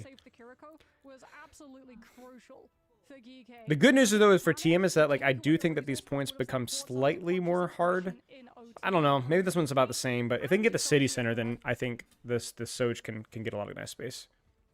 Simwall, crucial in that most recent fight. GK now. You mean playing Subnautica? Wow, they're gonna go in hard. That has to be a flank from Lebda, like full flank. I guarantee you. I don't guarantee you, but I would be. I didn't see, but I think Lebda was all the way on the other side of the map, like towards Mega, where most people in like Plat roll out, you know. and just like launch the bike in there. I wish we could go back and see. We can. Remind me. I want to go back and see that because that's a crazy aggressive push from Ziad, even if you have the major perk. But I mean, you have Vendetta, and if you do have the Xion like throwing the bike into that small room from the other side, like, man, they're just going in so hard. Basically, chat, that the context that we have here is the Vendetta Xion Malga comp has insane tempo. Not in terms of like how fast or slow, as in like they can just throw all of their buttons at once, and that's just a ridiculous amount of burst damage. You've got bike, overhead, slam, amp speed, and like you just don't have the cooldowns to live that unless you land the perfect Suzu or the perfect slide or whatever else. Oh, is my stream at full quality? No, I'm sorry, guys. I apologize. I like the Orisa swap just from like a matchup perspective. This TVNT Orisa, maybe it'll be the game changer that they need to maybe manage to mitigate some of that overwhelming. Oh, there's the hard commit, and they get it again. Slam, cardiac, bike, overhead, over and over and over again, man. Shoot. I think the thing that makes this so crazy is like this is such a, pun aside, simple plan. Like it's really, this is like total caveman, like caveman. There's nothing complicated about what's happening here at all. They're just taking one angle and running it down over and over and over again. I mean, they have a whole bank of ultimates now. This is brutal for Twisted Minds to be on a retake with a sim as well that kind of wants to play things a little slower and slow. Yeah, Talon. Yeah, true. There it is again. That feels too deep. They must have an ultimate. They got a layer well. They might need to use beat. Yeah, they're gonna use beat. If TM can, they gotta go again. They need a touch though. They need a touch. That's the only problem with TM right now. TM needs a touch. If they could get a touch, this fight could be very winnable. Yeah, TVNT is gonna go ball. Because if they can go ball, then they can take the patient fight on main without worrying about it. So Geeke falls back. The Kitsu on point. The Kitsu is okay. This is okay for TM. The problem is that TVNT's on ball, and it's just not great. I just don't know if it's gonna be enough, guys. They need at least one more kill for this to even be remotely winnable. That's an expensive. I don't know, man. I don't know. I think this is gonna go Geeke's way. That's crazy, man. That's just absolutely insane. They just turned their brains off and W keyed with one angle over and over and over again, and their comp was just so bursty it worked. Why is taking one angle not worse than taking mini? It is, but when you're playing for speed, hard engage with your cardiac lifesteal, you kind of want your Vendetta getting cardiac, right? And getting amp speed. So you send your, probably like, well, we're going to look at it in a second, like your Xion goes by herself, and then you go bike, alt fire, and then everybody else just runs it down. So you're still taking an angle, but if you had too many angles, not enough people would be getting cardiac, and not enough people would be getting amp speed. They're giving up a little bit of their map control for a big, massive, gross burst. And because they're playing characters that don't need to play patiently, like you have overhead, cardiac, bike, like everything can just kind of explode at once. And then there you go. Yeah. Where's the ends? Yeah, I think it was probably Xion Vendetta end. I think it was probably a good play. Let's see if they set it up. Let's see. Crucial in that most recent fight. Wait, no. Yeah, so okay, so it was a little bit different than I expected, okay? I was expecting Xion to be all the way over here and coming this way with her bike, but actually Xion goes underneath here, and then Vendetta comes from the right side. So Vendetta 1, Malga 2, bike toss from here. So they actually had two angles. So 3 different methods of approach there. So they had more angles than I thought, but yeah, the same principle, right? There's the Vendetta overhead with Malga, and then they just launch the bike in there, and then that takes Yubi to 1 HP. They didn't even necessarily time it super well. Like I think the bike could have been earlier there, but it was just there. You could see it like 1, 2, 3 is too much. And then if everybody focuses Malga, you just now have 2 uncontested DPS. Yeah, Twisted Minds is a little grouped here, but I think. Yeah. This is also Twisted Mind's classic problem. It's like they're never their strong points are not always map control. Let's put it that way. They usually like set up mid-fight map control with a teleport and they're getting punished for that. They're getting punished for that weakness here. We'll see it again here. Check it out. So Xion's getting marked here, but the problem is that they still hard engage. the Vendetta's still there, and then yeah, they don't die immediately necessarily, but like and then the Xion still has the off angle. Yeah, and noticeably that they actually, because of the Xion angle, they force it. They have like a Vendetta angle, and there's a Xion. They force the teleport, and then they just go right in. And also, Malga's major perk helps this out a lot, because he just accidentally set people on fire.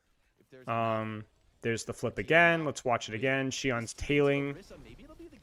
They're gonna hard commit here. This one felt a little shakier, because you could tell that like Ziad is really in deep.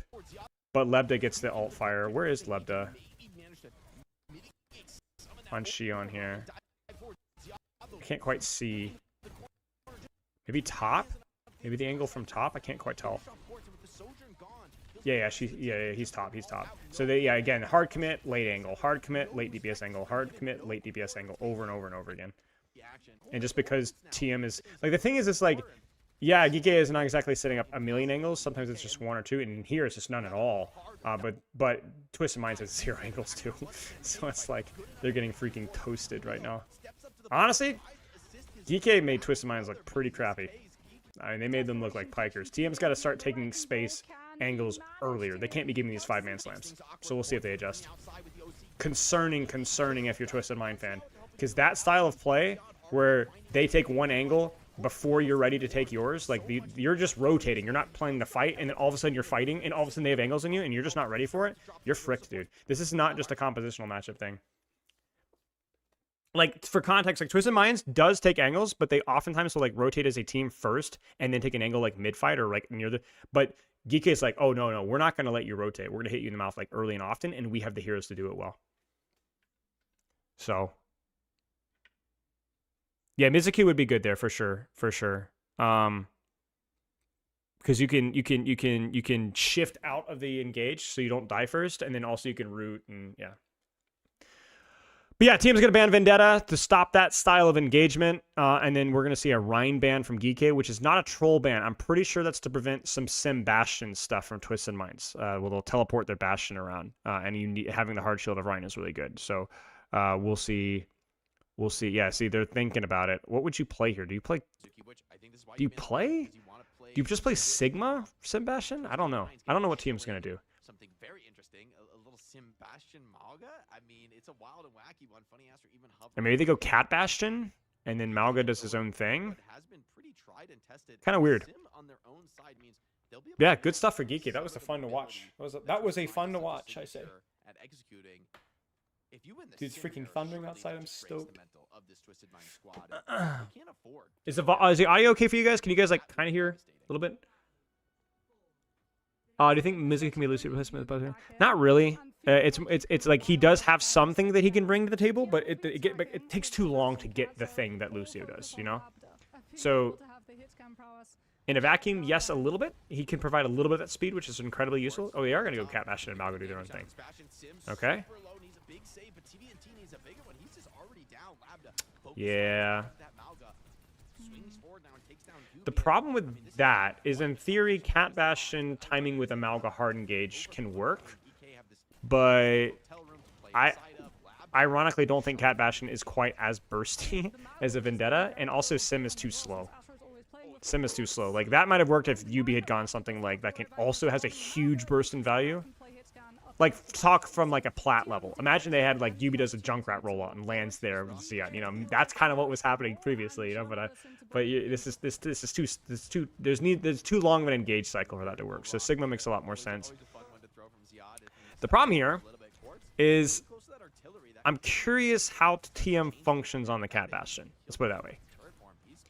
Because Geek has got an okay comp for it. Like, they're all right. They've got some decent sightlines. They got a tank that doesn't immediately melt to it. They can play around that hotel room while holding main and not give up the entire map. Like, we'll probably see them going in. There's the Kitsu. There's the Kitsu mirror. Do we see them using that left lane? No, they're just going to teleport out. Oh, that was Susibaka. That was not well executed, but I guess it doesn't matter because you have superior layering. AKA as in they only had Kitsu. You had Kitsu and Flux. So, GG's. Maybe a bit louder? Gotcha. I got you, my friends. They are still playing Cat Bastion, so it is anything but normal. I mean, anything can happen. What does Geeky do TNT here? with this flux should be guarded against by What do you do Calyx here? with I think we'll that probably see a little more angle Sanctuary. maxing, potentially. Alpha Yi with that symbol. Well, I don't know. We got Sim Wall. The Cassie's lurking on the left side. There's the Flux. Do we see Sim Wall? Nope, they Mizuke that. The Sim Wall. We'll probably see a Sim Wall layered on top of that. There's the layering. And then now it comes down to either teleport or flank Cassidy. Teleport's not great. Not great. So that's kind of just a wasted bunch of layers. But maybe they're comfortable in their neutral. I want to see that left room utilized here from Lebda. That hotel. They're going to try to TP out of that. Oh, I don't know about that. I don't know about that. I think they got it off, though. They did get it off. And Lebda's going to die, but it's expensive death, maybe? Yep, they should. I still think they can do this. I still think they can do this, Geeky. That was an expensive death. That was a lot of resources. Yep, they're fine. Wow, that was good. That wasn't a great flip from Geeky off the Bastion ult, but it was okay. It got enough time to at least punish the Bastion, so I think you're pretty happy with that if you're Geeky. Sorry, guys, I tend to pick one team and analyze it. I'm not exactly the best caster when it comes to this, but it's very hard to kind of follow everything. I'm pulling kind of more for the underdog here, you know? Kitsune, can they disengage it? Can they disengage it? Can they disengage it? No, they can't. Calyx screws it up. Flux is used to layer on top and gets rocked by TVNT. Oh, that's bad. That's bad. That's unfortunate. That's unfortunate. That felt a little under. They had the layers for that. They had a lot going on there. Big DK. Thank you, Jinx. Ask some questions we have Cat Bastion, like how can they really get value on this company? Maybe it's gonna be all the way through around the backline. They're gonna push with Kitsune? Really? I don't know about that. Like, it's just disengaged. Do they get? They need to get. Yeah, okay. I was gonna say that. This is worth it. Then. Okay, there you go. There you go. That was cheeky. So they just kind of ran it down, but then they pushed the angle at the same time, and it works. Okay, that's worth it. That's still worth it. That's a good chunk of time taken down. And you'll still have your enough layers here with your Sim Wall, your Mizuki ultimate to be okay. I'm curious if they Flux Bastion ult combo. That might be okay. Oh, no, I'm stupid. Mizuki ult. I guess eat my Mizuki ult. I forgot. They're going to Bastion ult after the Mizuki ultimate. There's the Sim. Oh, my goodness gracious. Sim years are crazy. But once again, like, the layering from Geeky is done really well. So it just goes right back to a neutral trade. So Kitsu, can they disengage it? No, they can't. Oh man, they should have known. They should have known. I will say though that if you're gonna Geeky fan, like, you're gonna want to weep because that's terrible. That's just awful. Okay, but I was gonna say before Zia just threw the match that Geeky's layering there up until the final disengage from the Kitsu was like actually really good. Like one for one, and that always favors the defenders if you can match it because they're still stuck in the choke. Problem is that they just missed the final step, which was the Kitsu. That could have been either disengaged or you panic and kite it out or something. You can teleport it, but whatever. Would have been fine if they had actually not wasted a Flux there, Dom. That was stupid. Bastion, major ult, perk, spike, big booms. They're gonna push forward. They need their Kitsu. Did they get their Kitsu? It looks like TM's ready. Yeah, see, TM's ready. See, TM's ready for the Kitsu. They're like, no, we're not fighting that right now. We're gonna like play for Flux. We're gonna play for a Bastion pick or something like that. I don't think you go for the catnap. You want the cat to be positioning quartz. Oh, that's what they were waiting for, right? Oh, whoa, floating Ziad, maybe? Oh no, they got him. They had Flux. Yeah, okay.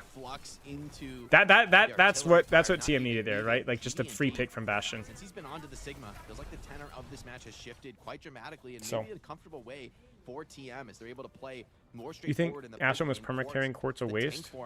Maybe. It's the threat of Bastion floating there that provides value, right? Like you could tell Geeky is really scared to do anything super aggressive because of the threat there.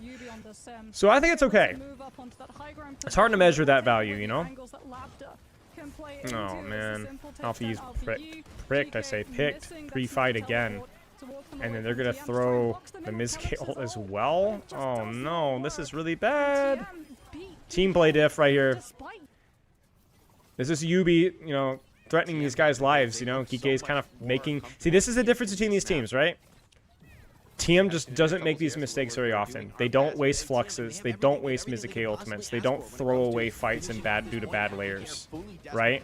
Sim wall used. They're gonna force a disengage and a teleport. There's the Bastion angle. They don't have a layer on top of that, and that should be it. That should be cap right there. You cannot afford to throw away entire ult fights just because somebody made a really stupid error.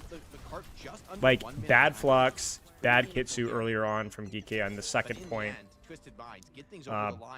Bad Mizuki ultimate. It's like if you get picked free fight, like, it's not great, but you can't like double down on that error because they will destroy you if you make that mistake. I mean, this is also what we wanted to see from TM, right? You said that they like to do their own thing, and this feels like a very twisted. How broken is Cashin? Well, the nerf still affects how much you can move around. Like you can tell, like the Cat Bastion was a much more static thing rather than an aggressive rotation. But you could definitely see how like the Cat Bastion is still good in the non-mirrors in theory because you still can't. You're not as reliant off of the mobility. Really the perk we didn't see taken right when the Cat Bastion meta was so dominant because those aerial duels were so important. But here against the low ground Sim and the Cassidy, that tank farm hurts, man. It feels like they're just getting free picks from that. They're just playing the cooldown cycle, and GK didn't really have much of a response. I mean, Lab that was able to shut it down on first point, but second and third were a different story. Good practice. Big white belt. I didn't get to go against her. She wants to. Now, Twisted Minds gonna go with a little bit more of an aggressive look on this defense. They don't want to give the attackers good or just like easy set good? up. But will they regret it? I mean, the Cat Bastion works so well for them on attack. Now Yeah. they're going back Did you to get a your little bit more Did you get any quiet, stand-up game or not really? style. But one in which the Calix's Mizuki. Oh, good. I guess that's good to see. So UB and TVNT, it's going to be more of that signature Bummer. aggression. But on this Well, at first least you point got the one that you defense, haven't gotten it feels before. like you just can't make any mistakes, right? You cannot give up any players. Yeah, of the course. attacker spawn is so close. Yeah. And GK are going to No. put the pressure on them here. A lot of poke to be fielded with this. So you bomb ripped from her the team. skull off of her spine and Provides then additional mobility. As I say that, though, Come Quartz back to the will one just guy I have him talked in to. 1 second like- here.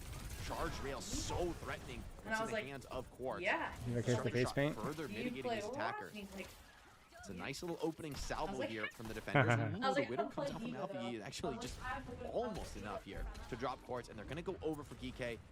That's when you name drop me, and then he's like, who? So well this time so with then the bar he behind pulls up his Alfie, Instagram set and up for shows me success. his There's no Widow one and really Genji adept at highlights. dealing with bar. Oh my god. I was like, this Keep is it so hard, funny. instantly That's caught, really fully funny. disrupting And the this play. other girl Beautiful walked from Alpha now, looking to punish the attackers. Desperate this from looks Twisted like a Minds. They good need play, to somehow but it change the narrative of this Oh, fight. Now that's Alpha is just cruel letting view. the fight come Oh to my him. gosh, sorry, those far Onto directs were the crazy, fourth sorry. out of the air, the She support may have is been good the support from player. Finn and Calix to keep Alpha Okay. fighting. Well, she looked nice, sort of As the thing. dust She settles, looked it nice. will She be looked I GK see. opening up. sweaty.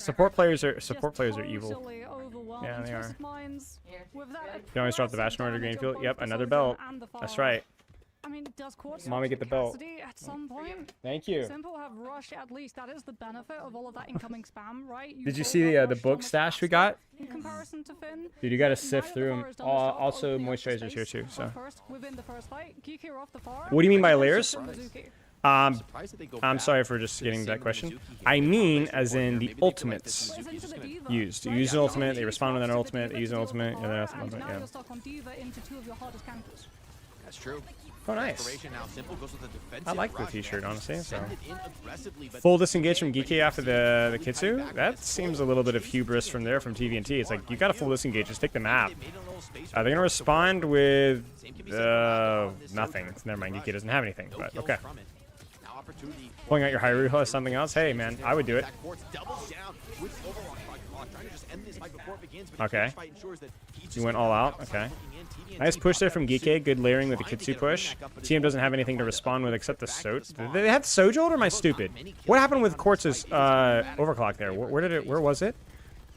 Yeah, and the next From the one will game, be as you got well, boosted GM4, you right? mean? Usually Shut the with frick Simple, up, obviously, Queenie. guard against Lavders, Tell you as what. see, but Calyx with the Sanctuary, able to absorb all of the kill pressure from Only Twisted lowlights from Minds. this guy? Yeah. Looking at Funny Astro, at least with the Because I'm that Sanctuary consistent. Does that Quartz up They used defend or Sojourn to something? engage and got Twist caged. might have Right, to. okay, so that was with the cage fight, okay. Astro holding onto this beat. Oh man, Calyx gets pre-fighted, and they use Sojourn. Mamma mia. At least they use Simwall, but that's kind of a bummer. They had the momentum there, right? Like, you really don't want to give that TM the space there, but that's alright. That's alright. At least they didn't waste an ultimate, right? Feels like they need more though. I mean, that's a scary thought. How only Cords 8 GM was for? going on when Okay, Cords is break off playing Ajax. at his best, that it's not enough, right? Like, Course 6 that's shoe how advice and it's shot starting to feel, at demons. least on this King's Row. All right. It buys you time Map as flip. Simple, close to rush. This should still be Geeky, even with the defender's advantage here. You've got the double ult layer. Quartz is 85 though. Quartz is the great equalizer though, so we'll see. Ah, I told you. Oh no. That was a headshot, I believe, from Quartz. It was at least a body shot and a Lebda, followed up by sim stuff. That sucks, man. It's the same stuff he was freaking doing on Bastion. Just like these pre-fight picks and just giving them... So they're winning the mechanic fights and they win the ult layering. They're going to take it though. Simwall's used. Mizuki ult's layer on top. Kitsu's using response. Geeky has to win this. Okay, that's a... Ah! No! They TP bombed! Expecting that play, and clearly so too to Geek Esports. They were not ready for it. Oh That's no! the thing. Are you TM kidding wait me? for you to set up the sim wall, and then UV perfectly sets Tie up him the up, sim TP dude. just as TVNT's mech is about to explode. TVNT though, stuck on the Diva still, into both the Ridiculous. Mizuki and the So Symmetra. well It's played. working versus the Mauga. That was the fight Yeah, that it Geek keeps needed the though. That's when they ZXT finally had the old advantage there, and then you're... But now, not only do you not have the old advantage, but also Kart's rolling back too. So even if you win this fight... Wait, Quartz? Quartz being a little disrespectful there. They might steal the map here. Do they Kitsu? Finn needs to Kitsu now. No! Come on! What are we doing? No, Calyx has pre-fighted again! Before they even pop Kitsu, dude, they're in the perfect situation to, like, steal the cart away. Basically, they pull the cart, they force them to contest, but I cannot believe they wait. They're winning this? I mean, you still have an active Kitsu. That's very, very lucky. But Twisted Minds is going to get a recontest here. And they've already got the symbol and the sign barrier. They will recontest this, and they've got... The Geek has to disengage this. They have to disengage this. They have to disengage this. Either Simwall or beat... Probably Simwall. Come on. No, they're going to go early? Wait. Wait. Yes, it worked. Wow. Ziad cages them to prevent them from pushing. Okay, that was pretty good. Did it work with Calyx in the past? Yeah. Smart player. Good guy, too. But he's a support player, so he's evil. That was a very risky play there. The reason he did that is because Yubi had already used TP to leave spawn room. So you can't TP out of the cage there. That's really, really well done. Now GK, remember, there's still been a full cap against them. There's Sojolt to bait Kitsu. The reason why that works is because Kitsu's way more consistent than Sojolt, and in theory, you can still sometimes get a pick. So it's like a high risk, high reward disengage strat, but you can also, and you go in with a charged ult too, or a charged shot. That's an early Suzu. I don't know why we're swinging here. We desperately need Simwall for that to work. So Geeke, that was terrible from Geeke. That was just the worst thing I've ever seen in the history of the world.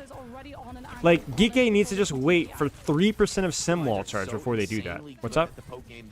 Yeah, I can. Thank you. What do you think? Because that could have been a slam dunk there, but instead Sojolt got way too much value. But trades for trades, they're like Ziad's managing, excuse me, to get trades. Alpha Yi, do not die. Do we Kitsu? Do we Kitsu? Kitsu. 3, 2, 1, Kitsu. We don't beat. They cage fight layer on top. They beat response. That's really good for DK because the beat response is going to do nothing. The ultimate is bad. And so you get not only a twofer. Wait, did they beat as well? Did DK beat as well? That might be bad if DK beat as well. They need 3 on cart. Maybe they don't need 3 on cart. Actually, yeah, it doesn't matter. It's always bait. Oh, he's so low already. It's a big gamble from Geeky, and I think it's going to pay off. Yeah. A little spooky there to blow 3 ults there. I think if TM maybe plays it slightly better, if Aster just doesn't beat at all, and they can maybe recontest the beat, but a little spooky, the 3-1. Is there going to be any time where Kiri Sim is meta? Oh, yeah, of course. I mean, Sim has not always been meta. Kiri, harder to know. Yeah, this fight was super risky, I think. This from GK. I think if Funny Aster just doesn't beat there, then I think that they maybe can retake here. On top of the cage as well from GK. This is not happening. It's not. Yeah, TM lost the first match. They got smoked. You know, especially with Sim behind. I mean, the DPS is devastating. 4-second lead, holy, yeah. Attacker's advantage, baby. But now with all the perks online, slam dunk for TM. No opportunity for mistakes. I think both teams are put to a really serious test here. Yeah, attacker. We almost always get extra innings in King's Row. Yeah, but I think for TM, especially when you look at how fast GK were able to cap first, you have to get at least some way for. Do we see something different here? Like if Because the only problem with Cat Bastion is that This is a bait. Sure, I don't know. I don't know. To play the far. I was gonna say it takes I will say time with maybe, both but perks online, I feel like you can it- open Bastion, right, and use that. yeah, Jake just said it. Like you have the major boom boom perk immediately. I think No, they're just- I think this they're far just- is just to try to knock somebody off. But Quartz, I mean, Or yeah, bait or but something. for Bastion, there's Yeah, they're just gonna do bad. They're not even baiting. They're not even gonna knock. They're just gonna go right into it. All right, here we go. You're on the clock. The perk advantage definitely goes in Bastion's favor, but Silver Bullet is relatively useful too, as is Katashiro return for Kellex. So in terms of perks, it's close. In terms of who feels better in these OT situations, because I don't think the Cat perk matters like at all, basically. And not in this matchup. But Silver Bullet versus Bastional, maybe the Mizuki for the speed. It matters. That's a good TP flip. Lebda is pounding right now.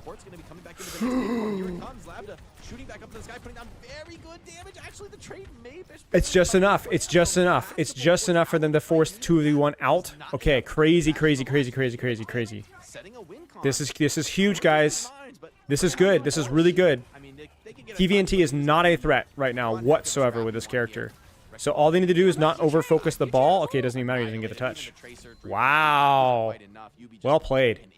Nice. Not just, oh, Lebda hit shots. Ooh, dopamine. But also, like, it was looking like a pretty nice flip there from the core of GK as well. And just duel up into the sky, putting so much damage down on the Quartz that Funny Astro has to actually pull him out of the fight on the Cat Bastion. Yep, they did get a tick. That definitely could be huge. You're not. Twisted Minds is still an okay spot, but.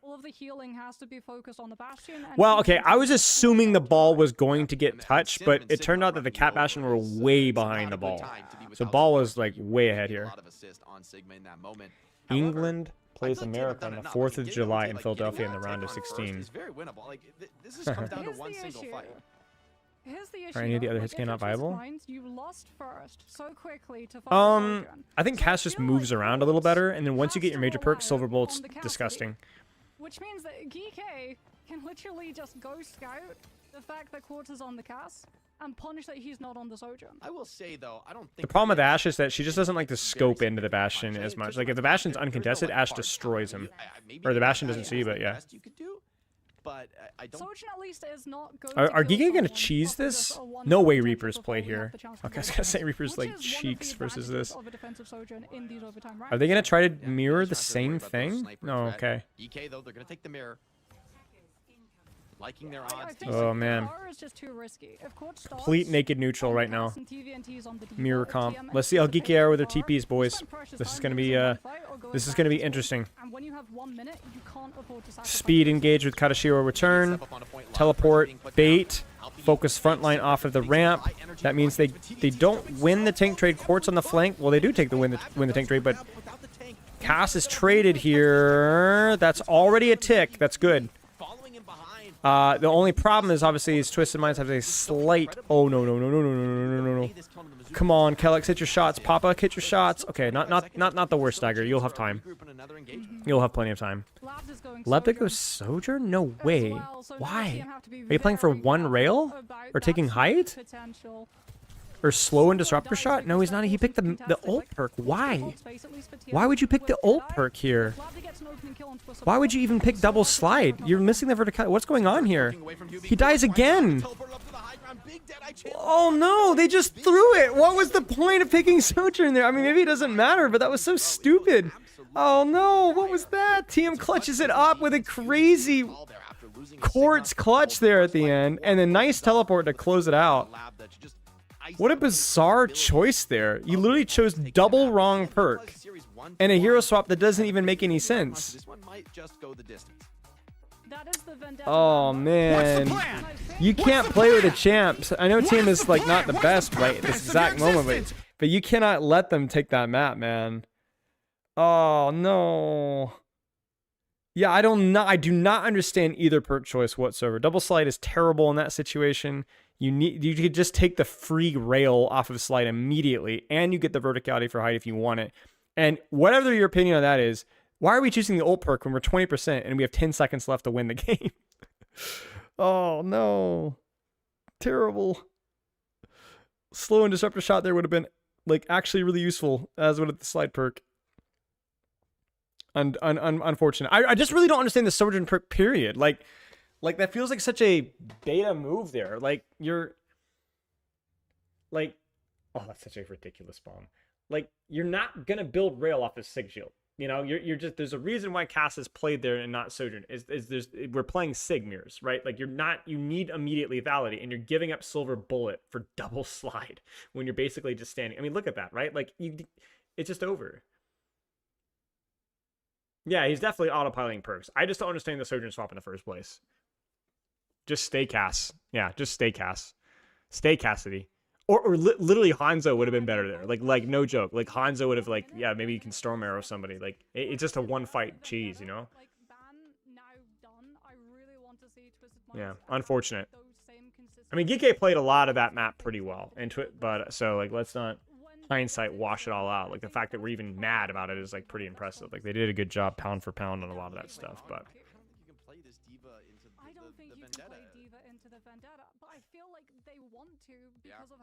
Tree Pixons in this situation could be right. That would be funny. And honestly, if you could play Farah, this kind of dynamic map type. because her naked perk value is pretty good, and like she's also really good for just free picks on first point, you know.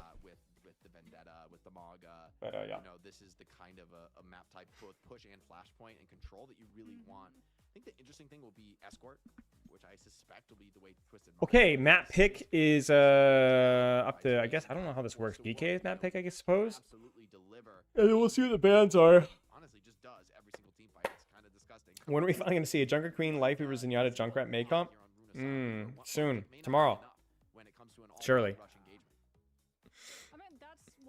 What is Geeky pick here? I have no idea, man. Maybe Rialto? Like I have absolutely no idea.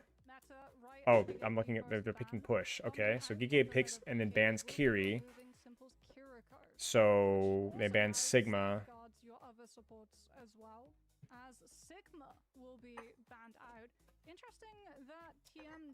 Interesting. Could be a support ban, is support protect ban as well. Maybe they go cat Bastion or something. Not really sure. I honestly understand why you don't ban Malga anymore. I know.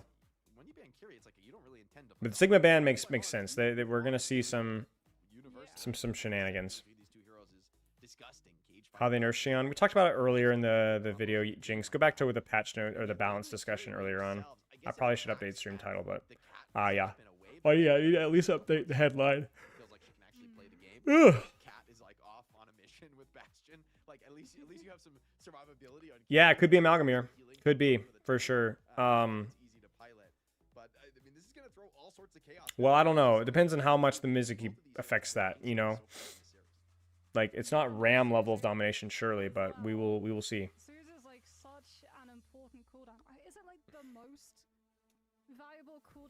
It might be something kind of weird, to be honest with you guys. Like, I don't know. Maybe the lack of Mizuki, does that not have like an impact on things here? Most heroes would give up. Cassidy would give up both roll and flashbang. Yeah, I feel a little lost here, guys. Like this is some 60 chess. You know what I'm saying? I'm kind of Literally Tracer with Reaper with Tracer Blades. That's the best hero. I don't know what's being cooked. Imagine if they released Cass in 2026. Like Okay.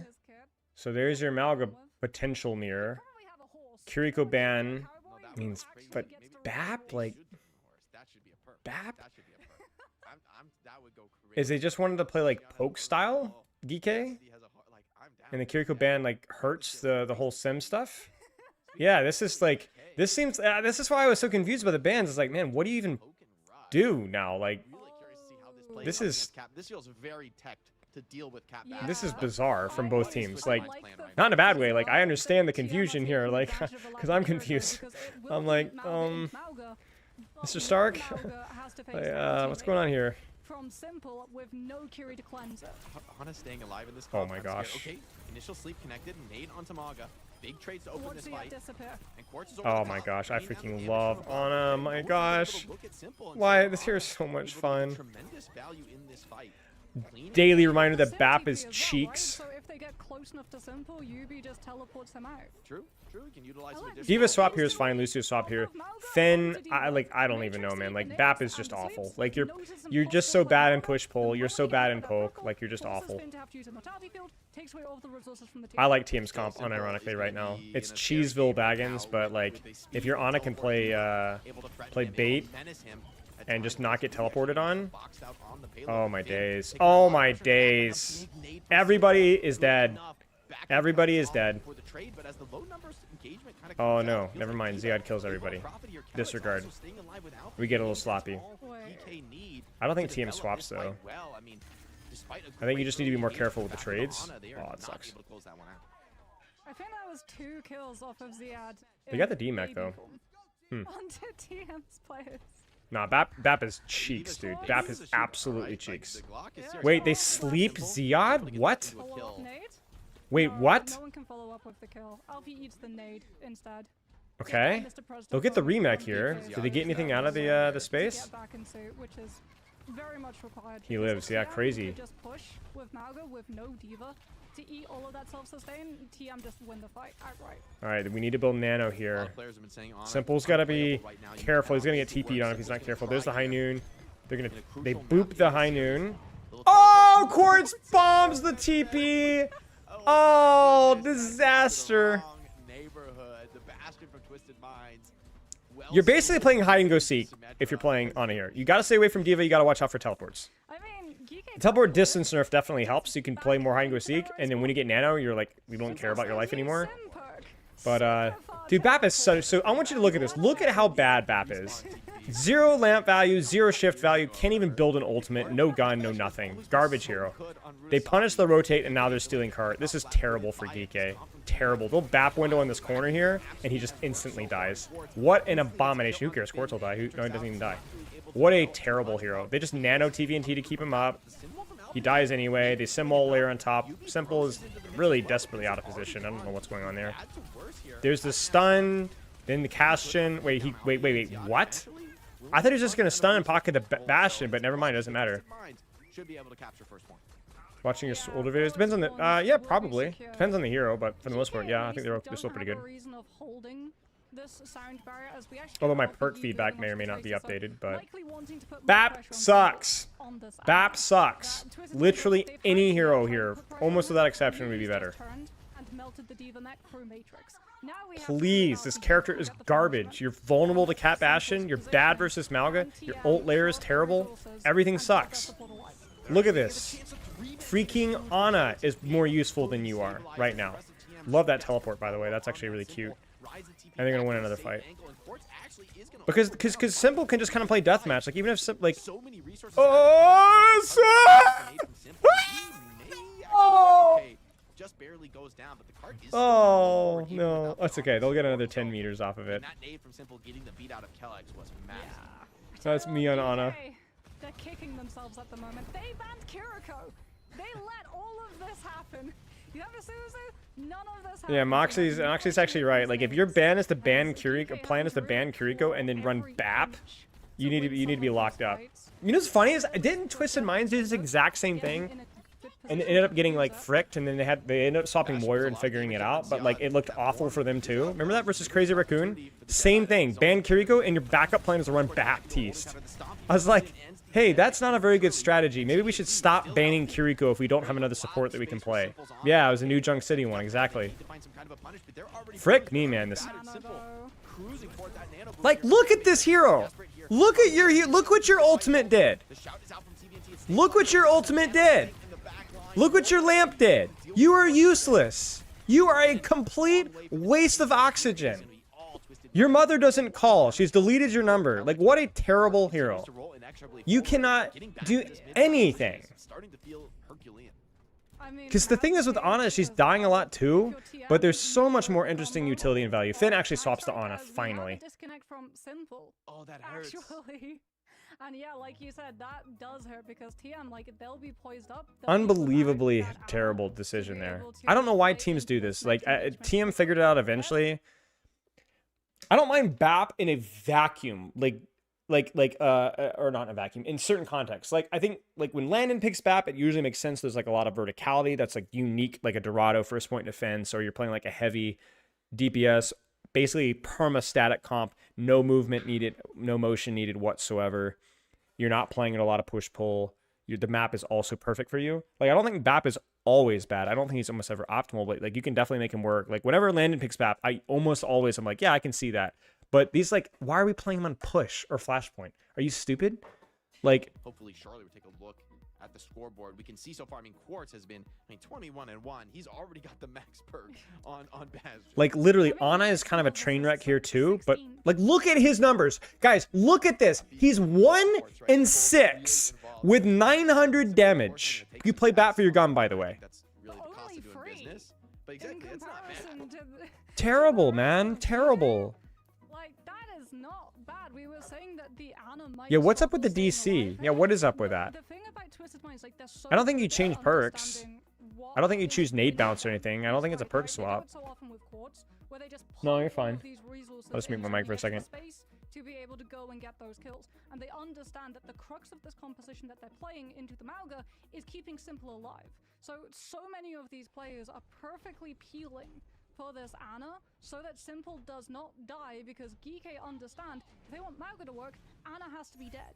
And TM literally beat the Mauga to the point that Ziad swaps off of it, and Finn is now going to try and use TM strategy against them. Nade into the back line. It's on a TBNT, but he's still healthy. He's just going to pop the cage bite in response. I mean, we've seen a grand total of, like, Overwhelmed Ziad.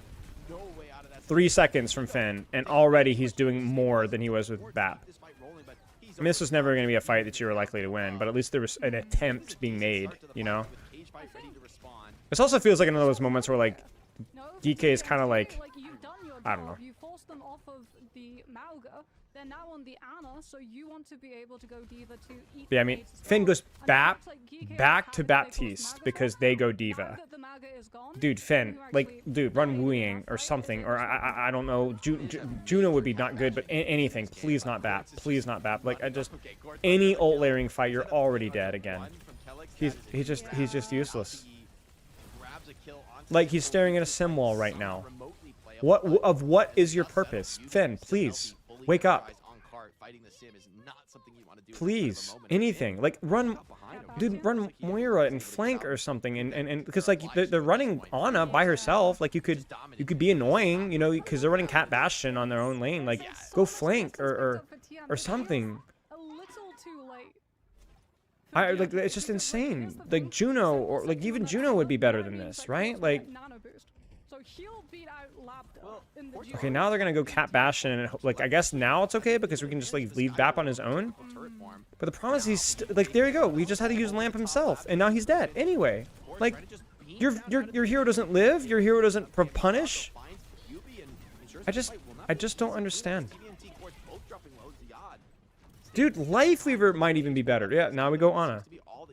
Frick me, Finn. Please, just never pick BAP again on this map. Ever. Feels like the first time in a generation on Runazabi. Finn's off of the map again. We're sort of playing musical heroes.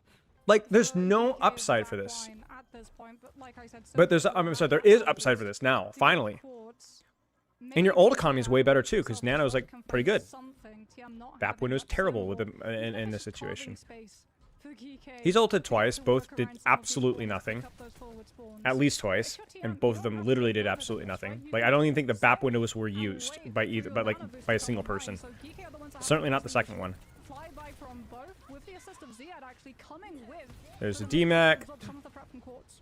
Ziad out of the suit and just completely pop from the skybox. Quartz layering in a tank shell there. And so far, this tank Which farm boat? really hasn't been hurting Quartz. He's Oh, yeah, it's supposed to be kind of like pop science, but I figured it might be a fun read. great grenade on the It's not exactly the most accurate. Ana knocked out of this one, and you called it. I mean, Finn is a good Ana player historically. I remember Finn was a With a full bank of beast ultimates on Ana needed back to in the work day, with, and I'm sure he's still fine at it. grasping at straws. They do not look as The comfortable problem with now is themselves. it's like, dude, you're so far behind the 8 ball in terms of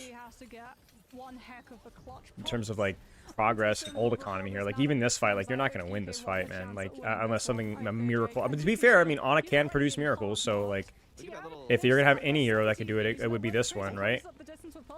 Just the chip damage of shooting Bastion is pretty good, right? Like, do they use Nano here? Looks like team is gonna be content to kind of lose this fight based off of how it started. But yeah, okay. Very clutch kills from GK. Juno's rough versus Cat Bastion, right. Vulnerable to Cat Bastion, has no damage versus Cat Bastion, yeah. To be able to win these fights back to back with and TM have Well, all of their ults available. Plus, will my Ana pop off? There's a chance. This is GK's best chance right here. This fight's very important. You're down a little bit in old economy, but not really in an important way. So if you can win this fight, we might be winnable. Bastion ult early. There's the Nano Bastion. That's actually huge. And Fen lives the disengage, and they're gonna win. Oh, they're gonna get DMAC. That kind of sucks. But they can also stagger TVNT here, just enough to like let. Okay, Ziad actually dies. Okay, so that was okay. I mean, obviously you did use Nano, which is by far the most important ultimate in this matchup, with the section of Sem Wall. But like you did win it, and you also forced Cat ult, and you also forced Bastion ult. So this is winnable. This is winnable. Early Bastion ult, they're gonna try to get the early Sem Wall. They do. The pulse bomb misses, and Fen just freaking dies. I think he just died to the perk. That sucks. That's so unearned. But at least we gave ourselves a chance. At least we gave ourselves a chance. That was a good try.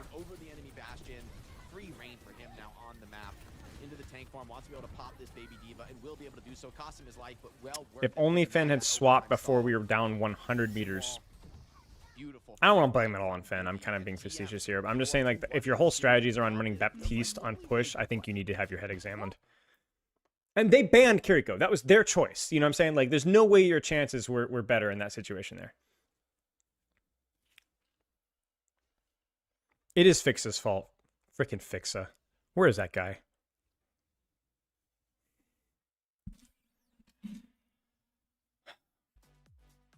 So they just got to play Ana and totally shut it down.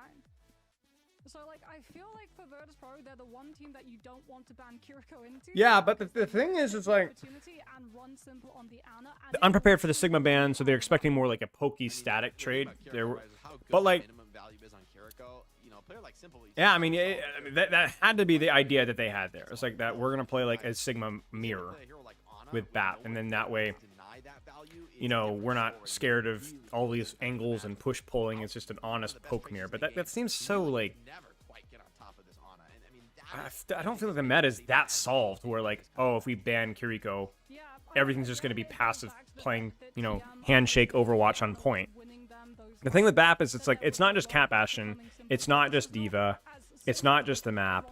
It's anything that goes wrong in terms of movement or pushing, pull, or angling. Just completely throws him.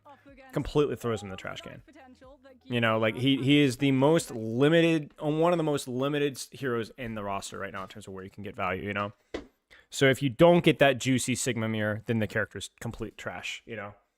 So. Queenie.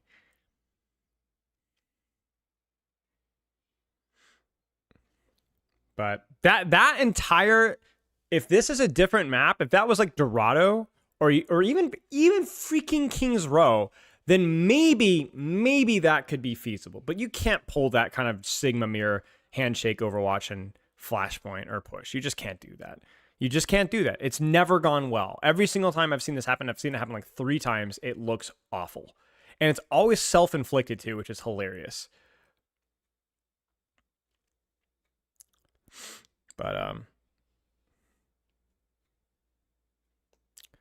unfortunate.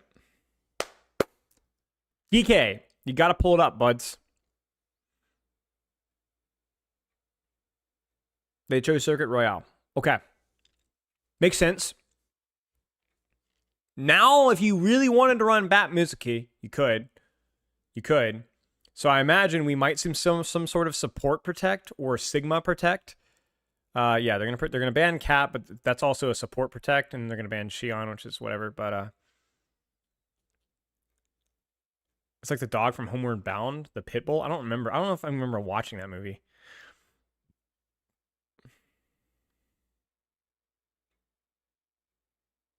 You might be cooking, Budicito. But yeah, now you can have a lot of flexibility. You can run Juno comps with speed here because you don't have to worry about Cat Bastion. Speed Ring's good here. You could run Kiriko Lucio, I guess, although it's more unlikely to see that. We'll probably see some form of Sigma Mizuki X. Probably Kiriko. Probably Sigma Mizuki Kiriko with maybe Sem, probably Sem, plus X shooter hero. Yeah, Kiri Mizuki, Sigma, Symmetra, possibly, potentially. I don't know if Geekay, I don't know if this is the map to cook the Malga stuff that we saw in Oasis, to be honest with you. Yeah, where are the Homeward Bound? Yeah, any Homeward Bound folks in chat? But if you do play BAP here, I think it's bad, but it's not as bad as the previous one. Yeah, Sim May makes a lot of sense here for sure. In a vacuum, those would be really good.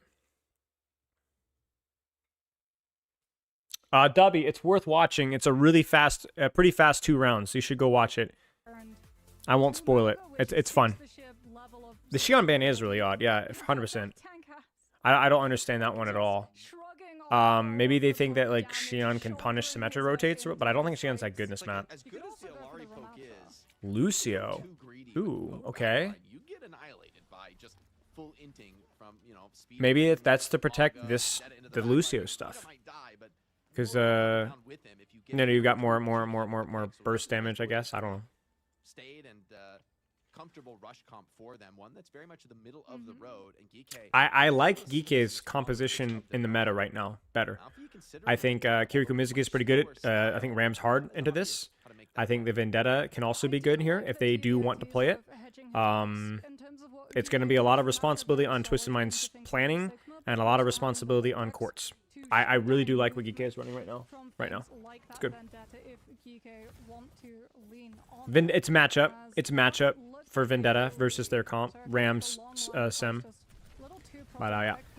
Bastions. Wait.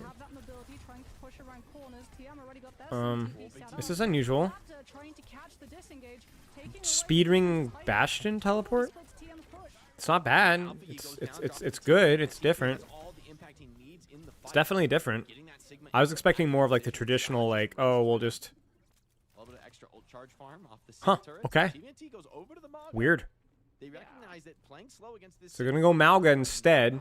Lebda's gonna counter swap to Symmetra or Sojourn, sorry, to counter the Malga, ish. Let's see here. They go in hard. But that forces Suzu, and they can turn now, and they're going to turn. And then Lebda already has a rail, and then they're just going to win. Okay, huh. I don't hate it. I do think this is the map where you can have run a lot of different support strategies, and I do like Juno a little better than Lucio here. There's more space for it, better ultimate. They're going to go for the touch. Interesting. Calyx comes back pretty soon here, though. Or no, sorry, Alpha Yi. They disengage. 3, 2, 1. Re-engage. Lebda's already got real. Bam. Yeah, Malga. I don't know. I think you need.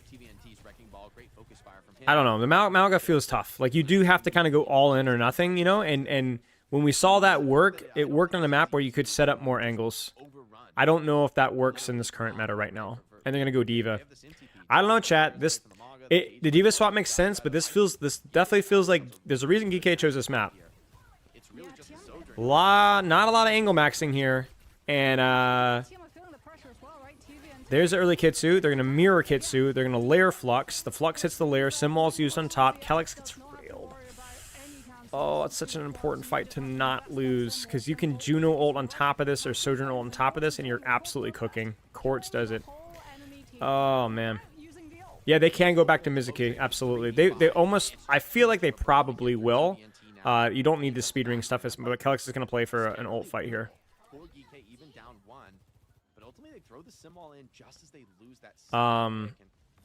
This is a really important fight for both teams. Like, really important fight for both teams. Early Sojolt's mirrored.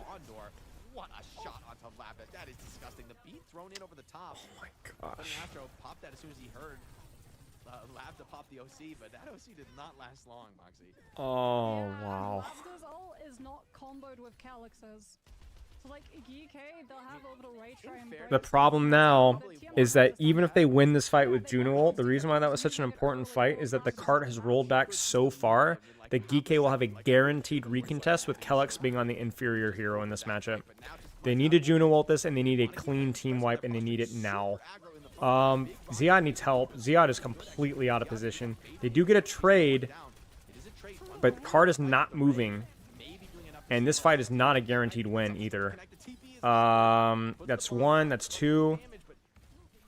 Maybe the messiness goes in GK's favor, but the only reason it goes in GK's favor is if they can get cart moving, and they're not getting cart moving right now. So this is what I was afraid of, right? Like Calyx is now stuck on the hero that doesn't have a root and can be run over by multiple heroes. I'm not so sure, Anima. That wasn't great. And there's the Kitsu. And Speed Ring is helpful there. Teleport's more helpful. And we've... Okay, yeah, it's a good disengage. That was actually a really nice disengage. But still, like, you're... Oh, man. This is tough, man. This is not nearly what GK wants. They need a bit... This needs to kill right now. This needs to kill. It did. It did. It did. They got him with the Suzu. They're stealing cart. If they can just live the next 3 seconds. 1, 2, 3...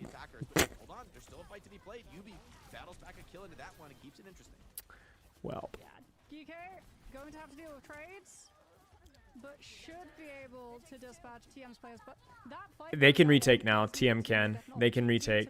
They can definitely retake because of that trade. Because right now they would have Sigma in their face shoving their spawn doors.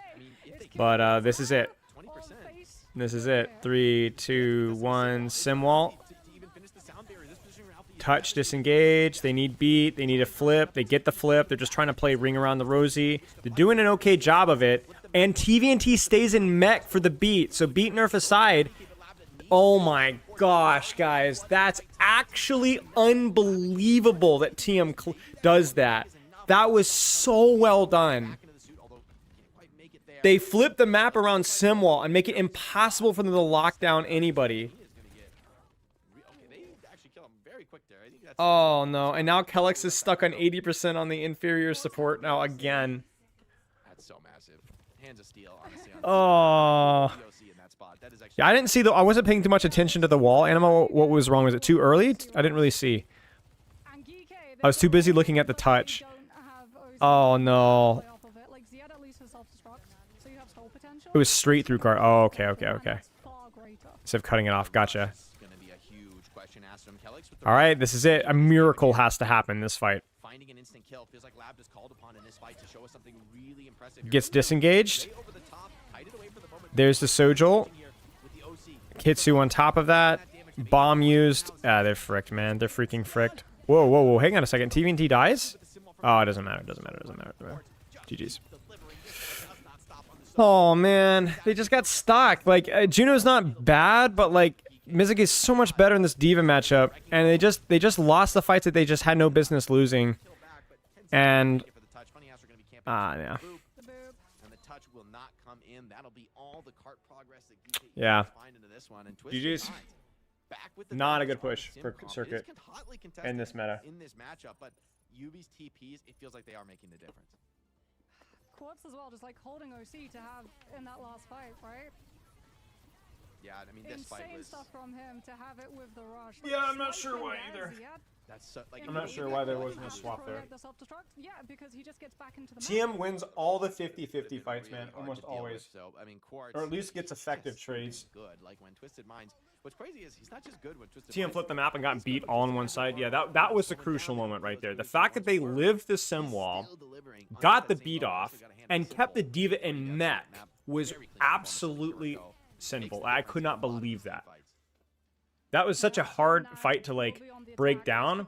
But looking at that again, that would be the fight to look at right there. If you were to like replay code that one to 0.25, you know? They're anticipating this very fast rush down style. They want to use the Mizuki to try to slow it down. Right, exactly, Stefano. Like, you have to keep that snowball going on second point. You cannot afford that. But defensive comp here from Geeky, again, is like completely reasonable. This is more of what I was expecting from their attack. But they went with like the Bastion stuff, which was like fine. Like it was different for sure, but it was fine. AI summary being hilarious. What is it, Ryoko? How's it going, mate? These two players, they've been matched up against each other for a very long time. I mean, I don't know, Big Cheese. I have no idea. I thought the fact that they flipped the TP around and were all able to stay on one side of the sim wall was very well done. But, you know, tomato, tomato, you know? I think Geeky's comp is better here in the current meta right now. Nice little set of skills from TDNT. Great opening to the trade, and TDNT collects. What are we doing, man? What are we doing? Quartz is just... It's just no way that the reason why is, for those of you guys who don't know, Mizuki is really good versus Ram because of the root, because the uninterrupted DOT damage, and just in general probably being the stronger hero in a vacuum, just the amount of damage and healing he does. And it's also way easier for Sojourn to play versus Ram because you can build rail really easily rather than Sigma Shield. Spiral is tearing apart teams pick on push. I mean, it's not wrong. There's the TP up top right for Quartz. They're going to try to play last second push because they're playing around Ram shield timing. There's the pressure on a Ram. Ram's getting murked right now. That's why we run the Mizuki. They should clear that right angle with a teleport if they can. I don't know if they have it yet, but they need to consider using it. Even if that means you can't disengage an ultimate. Okay, they're just going to walk and clear it. And there it is. Yeah, there's the layering. That was well done.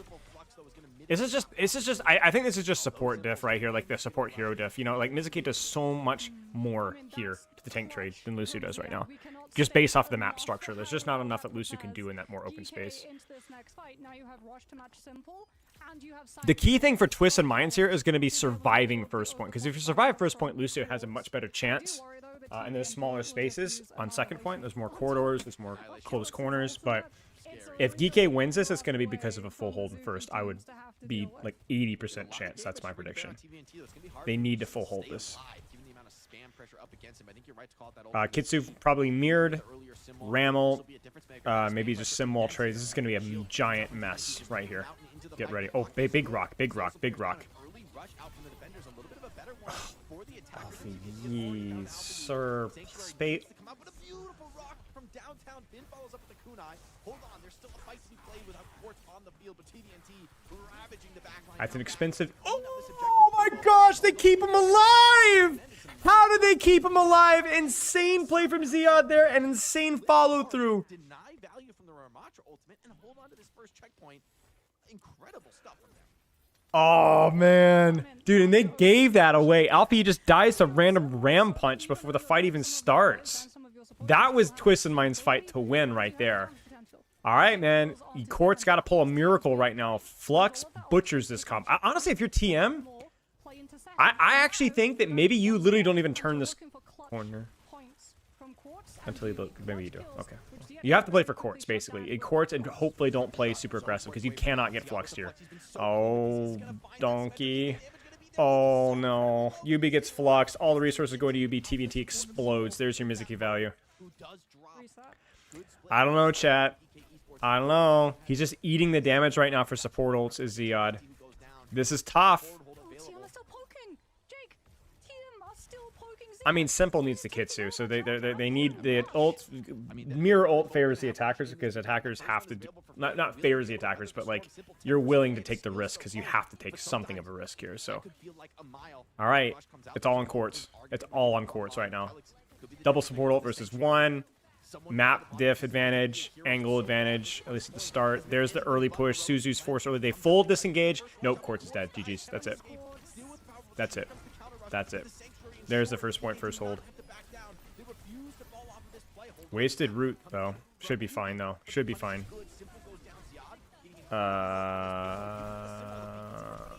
Ram's really good in these devolve. There's just no way. I cannot believe what I just saw.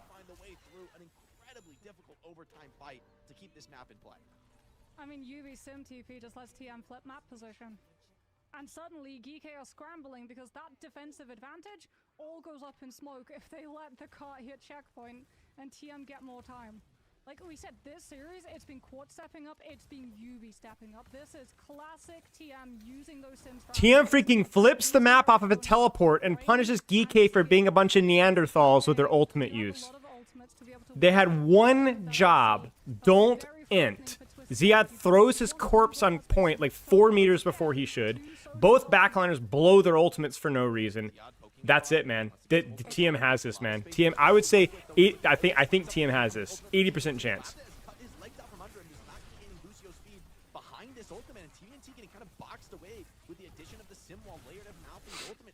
That's actually unforgivable that was even that. Like, if GK wins this, that is actually unforgivable to make that error.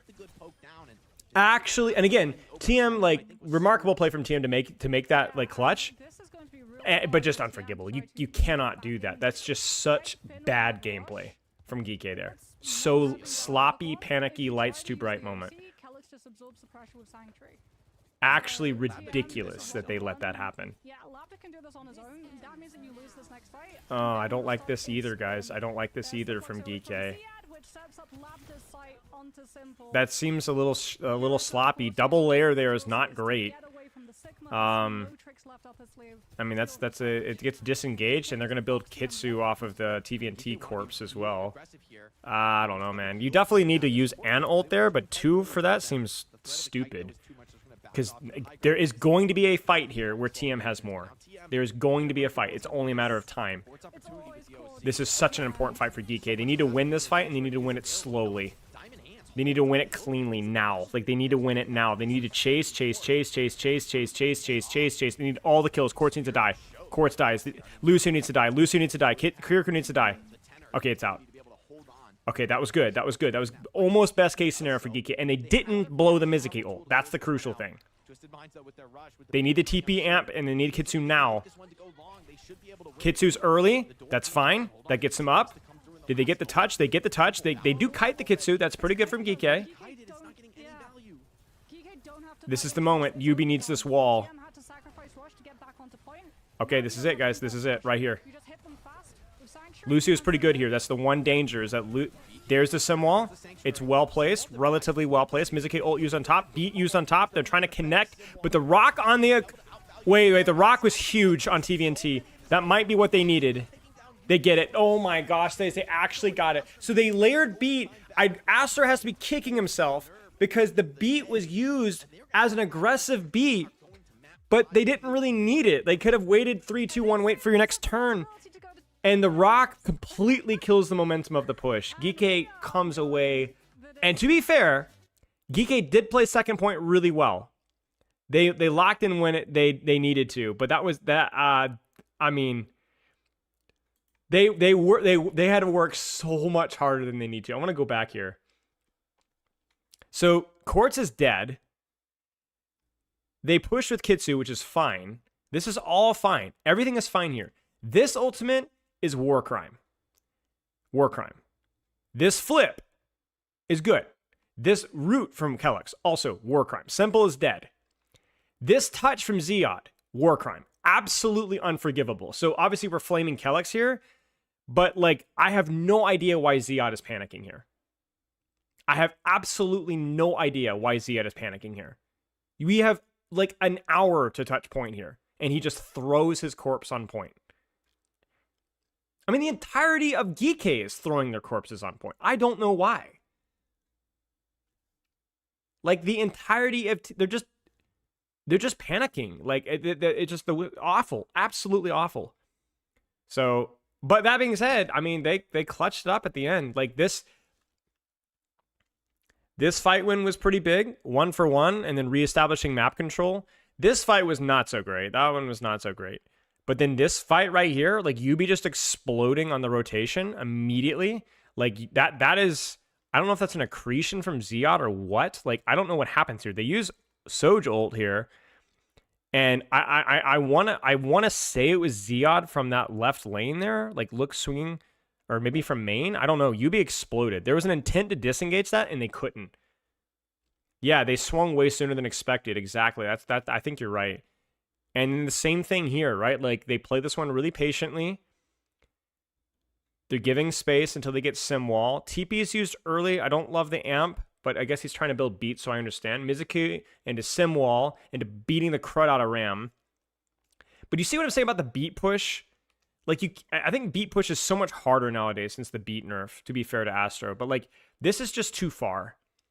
And then right here, the rock, bam. And then that just completely kills the momentum. I think it's also bad to beat push here now. You get what I'm saying? Like, the Mizuki ult is still active. So I think your best bet here, if you're TM, is to wait until now to beat push, even if it's into the sim wall. Because it's just like, you have to go into the Mizuki ult to do damage, you know? Yeah, it just felt way too panicky from TM, this beat, really. Like, the sim wall is fine. You just need to wait for, like, a devolved moment first before you go. I think they're probably trying to punish the CD being used, but, like, the fact that Mizuki ult's just sitting there is just kind of bad. But Ziad hits the rocks when he needs to. Guy does not miss. Yeah. Yeah. I understand Anima, but I'm not convinced. I think Ziad can just play backside a point there, no problem. They have an active sim wall, for crying out loud. I think he's fine. I mean, Simwall's still active. Like, Simwall's still active. Like, I think you have to trust that your Ram's not going to die there. You know what I'm saying? Like, you have to. Like, you're like, it's like, if you blow your beat now, it's like, you're just not going to win.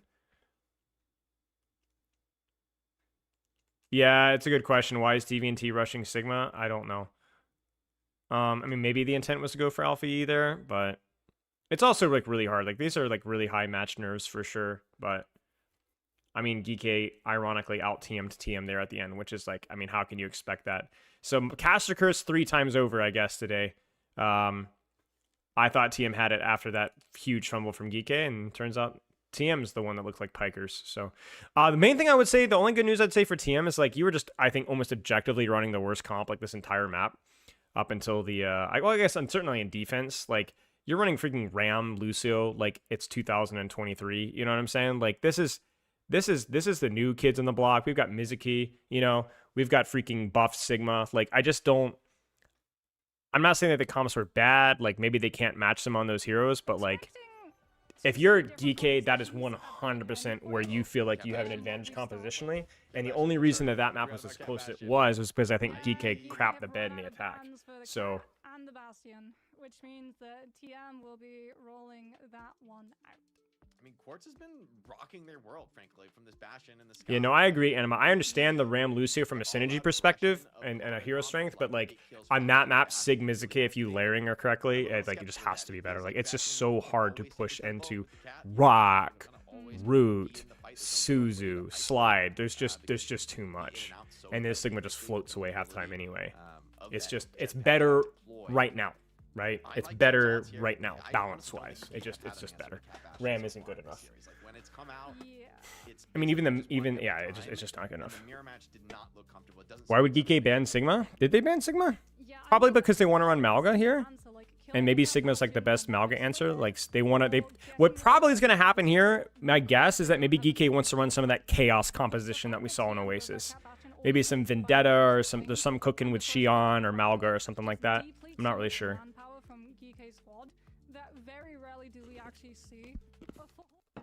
Oh. You baited me, Bird Toes. What do we see? They banned Cassidy, so they want to run some shenanigans. Oh yeah, we are going to see Chaos. We are going to see Xion Malga. Okay, see? There you go. There's the Sigma ban. We were right. Bird Toes, you and I, same wavelength. What does Alpha E play? Do you play Sim here? Seems like the least situation to play Sim.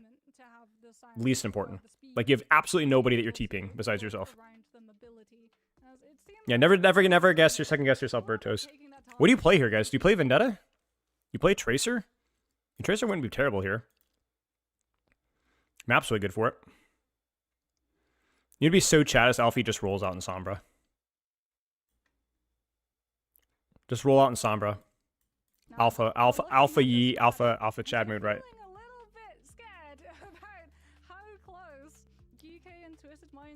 I don't really get why there wasn't mirrored Sig. I just don't think that team was confident playing that matchup, that mirror. Really, the value of winning. I just don't think that they're confident playing the matchup. You at least can't be picked by VP first round, and I think that's sort of the eye of Sauron that everyone wants to avoid. Nobody wants to be selected by VP in the first round of playoffs, especially when it's only the fourth place team in playoffs that actually doesn't go. The cast ban is strange. Not strange. It's something I don't understand fully, I think. Because I look at this and I'm like, this 100% screams Xion, this map.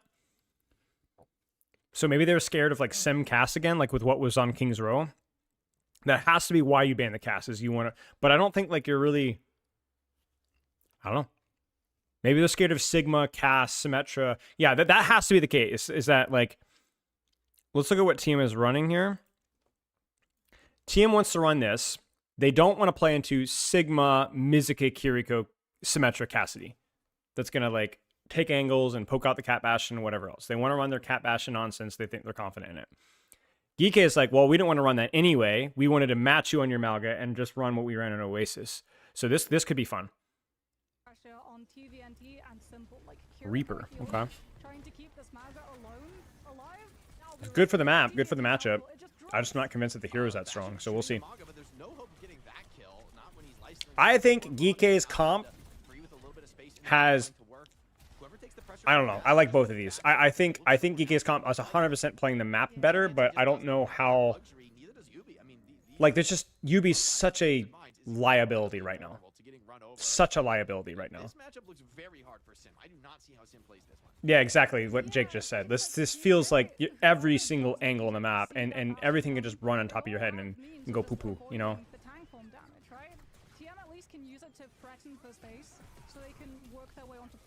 Yeah, that doesn't surprise me, Biggie Cheese. I like this comp on this match a lot. I think Reaper is by far the weakest hero being played right now, but... you're basically playing Reaper as like a budget tracer, and the only reason you're running Reaper over tracer is because more burst damage, right? And you're going off of these big explosive turns with your Malga engage, so, and also you get your lifesteal from Malga's Cardiac, so TM's playing it well. TM's playing it well. This is maybe not the best point for the Reaper Xion. I think in theory it can get better, but still well played. Y4 Sem, just hero strengths.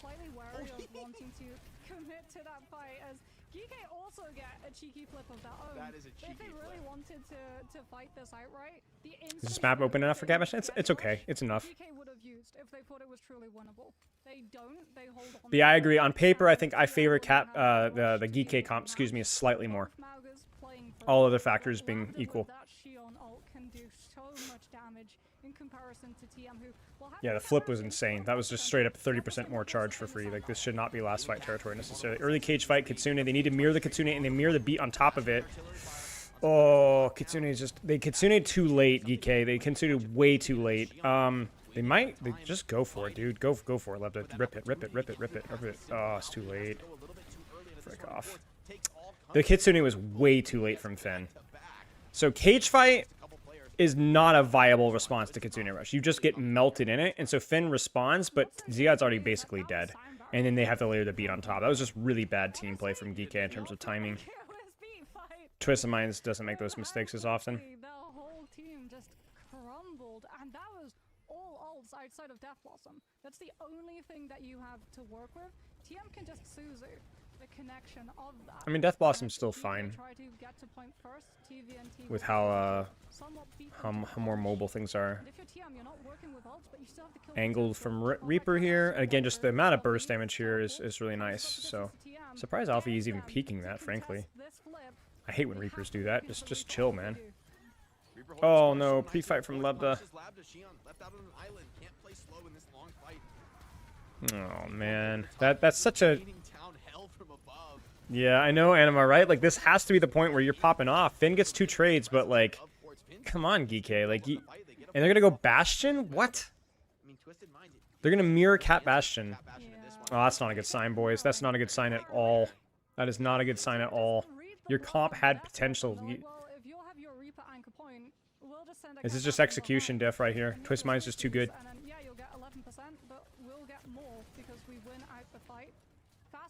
Thoughts of Zen instead of Lucio here? 100% the play. You just hide, wait till everyone's like distracted mid-fight, and then Discord, everybody dies. Kitsu. It's good. Kitsu mirror. The Kitsu is late. Cage fight catches TVNT. That should be it. You cannot afford to be late with your Kitsu when you're Russian Amalgamator. You just cannot. And so Twist of Minds is a little late. There's the cat. They're going to swap Diva here. And they will get the Reaper, but they should still win this, Geeke. I say that, and they're just dying, so I have no idea what's happening right now. No idea what's happening right now. Ugh. What just happened? They got the Malga trade. They disengaged the Kitsu well.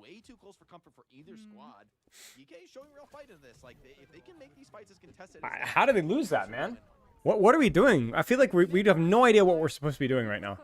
How on earth? This is just... I don't know what's going on, man. Mechanics or strategy? You'd have to look at the replay code.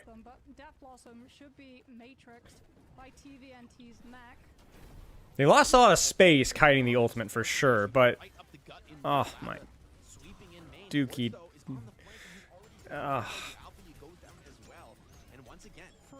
I'm just gonna stop Caster Cursing. I'm just gonna sit here and watch. Surely.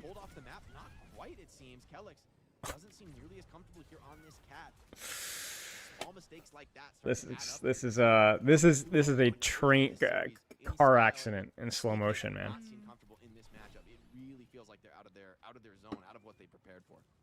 Well, Alfie will go to the Symmetra now that TVNT is on that. Wait, I got it, guys. Twisted Minds have this in the bag. Geek are done. They're cooked. This one's over. Geek does not reverse sweep this. It's over. It's over. Game's over. Go ahead, turn off your monitors now.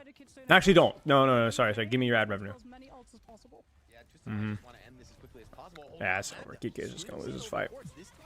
Kitsu into nothing. That's just over. That's over. There's no way to win this fight if you're a Geek fan. Just go ahead and end it right now.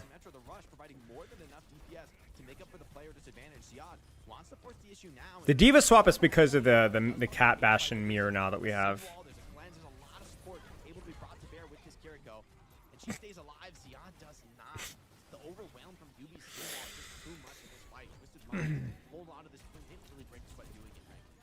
Oh, this is dangerous for Geek overall as well. They invested so much, that fight went long. They used Cage, they used Rush, TM still won. And very cheap. Yeah, like I said, it's over. Which means that he'll have back earlier than Finn, potentially for the last fight, and then Simwell was pretty much all that TM parted with. So Geek now they lose that bully potential. The only thing which can really carve open this space it's over. Is Labda getting a go ahead and end it now. Don't even play the game. Don't even point. TVNT with that Diva mech should be able to absorb a lot of the pressure. Bashing trying to go all the way behind TM. Nah, Geek doesn't win this. Game will just disengage, give him point flip. Quartz will kill 4. Yeah, like I said.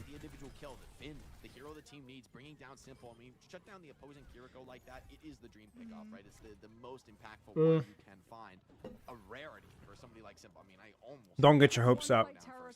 It's over. If you're TM, you can just play for Simple. It's over. There's nothing that Twisted Minds can possibly do wrong here. This is just in the bag. Simple farms Kitsu. Open with Kitsu on point. Cat Bastion pushes the angle at the same time. TM. Oh, they try to bomb. Yeah, see, they're playing with their food right now. They're trying to cat bomb it, but they didn't even need to do it. Here comes the Kitsu. Angle with with the Bastion at the same time. Yeah, it's over. Suzu's there, but I mean, yeah, it's not gonna happen. It doesn't matter. It don't matter. Yubi's gonna live, kill some people. Zia goes for a dip. Kelix dips Yubi.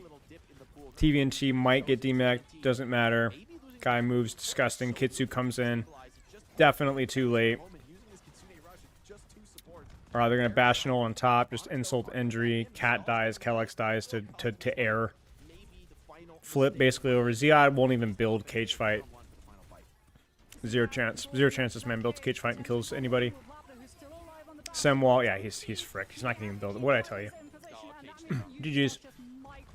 No, it's not winnable. Freaking just, it's over right now. Nothing ever happens.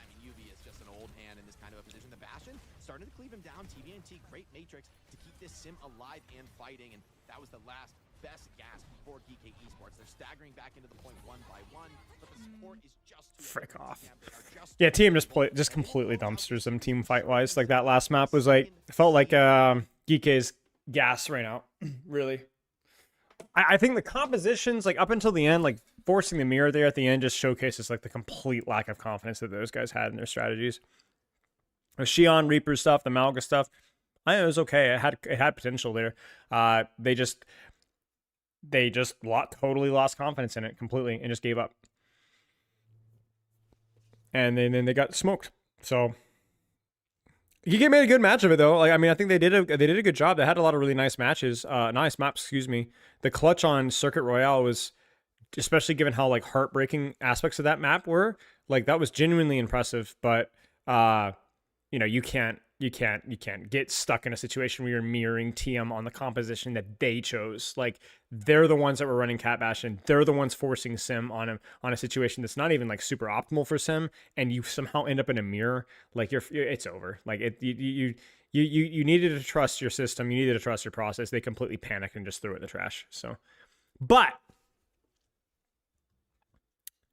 OWCS was very, very, very impressive. King's Row could have gone either way. Runasapi was a total train wreck. That's the only like train wreck map from them. Well, I guess. Yeah, to be honest, it's like if you look at this from Geek's perspective, Runasapi was a complete waste of time. That map was a complete waste of time. Their strategies were either bad or they didn't stick with them. But you're like, dude, like we literally threw away 2 maps in the trash can and we almost won. So like, TM wasn't exactly like masterclassing all over the boys, you know what I'm saying? Like they got completely smoked on OWCS, won a Circuit Royale that they felt like they could have had a chance on, and then almost lost to King's Row that they really should not have lost. Like King's Row is the one, if you as a TM fan, where you're like, oh, that one was concerning. That one was concerning.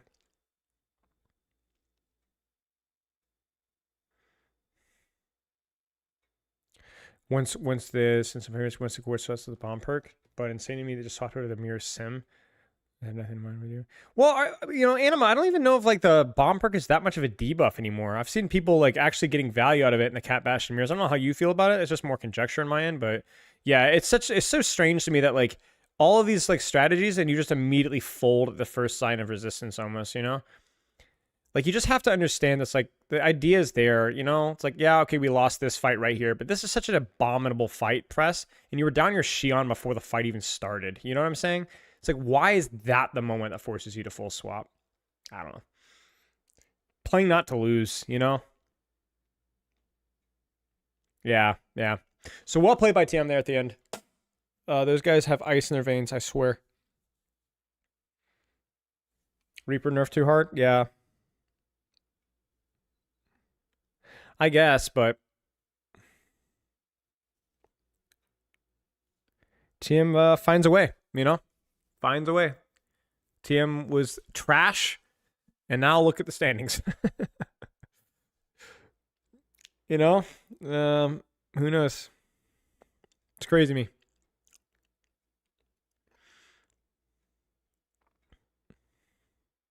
The curse didn't work. I mean, I really tried, guys. I really tried. It's crazy that they're only +1 on the maps. Yeah, did they get 3-0'd?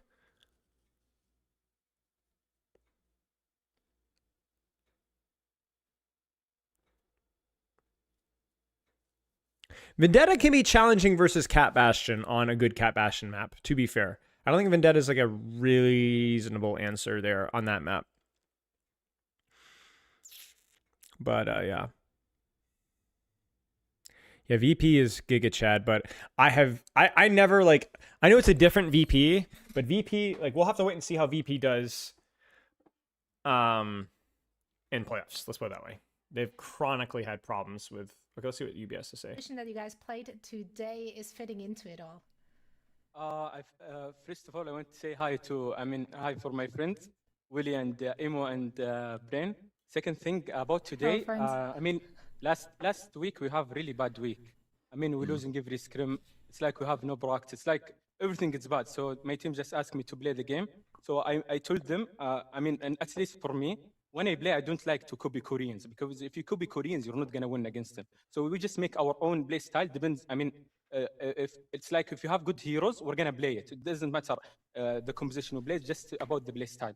So we just find this comp is fit for our play style and it's fit for me more.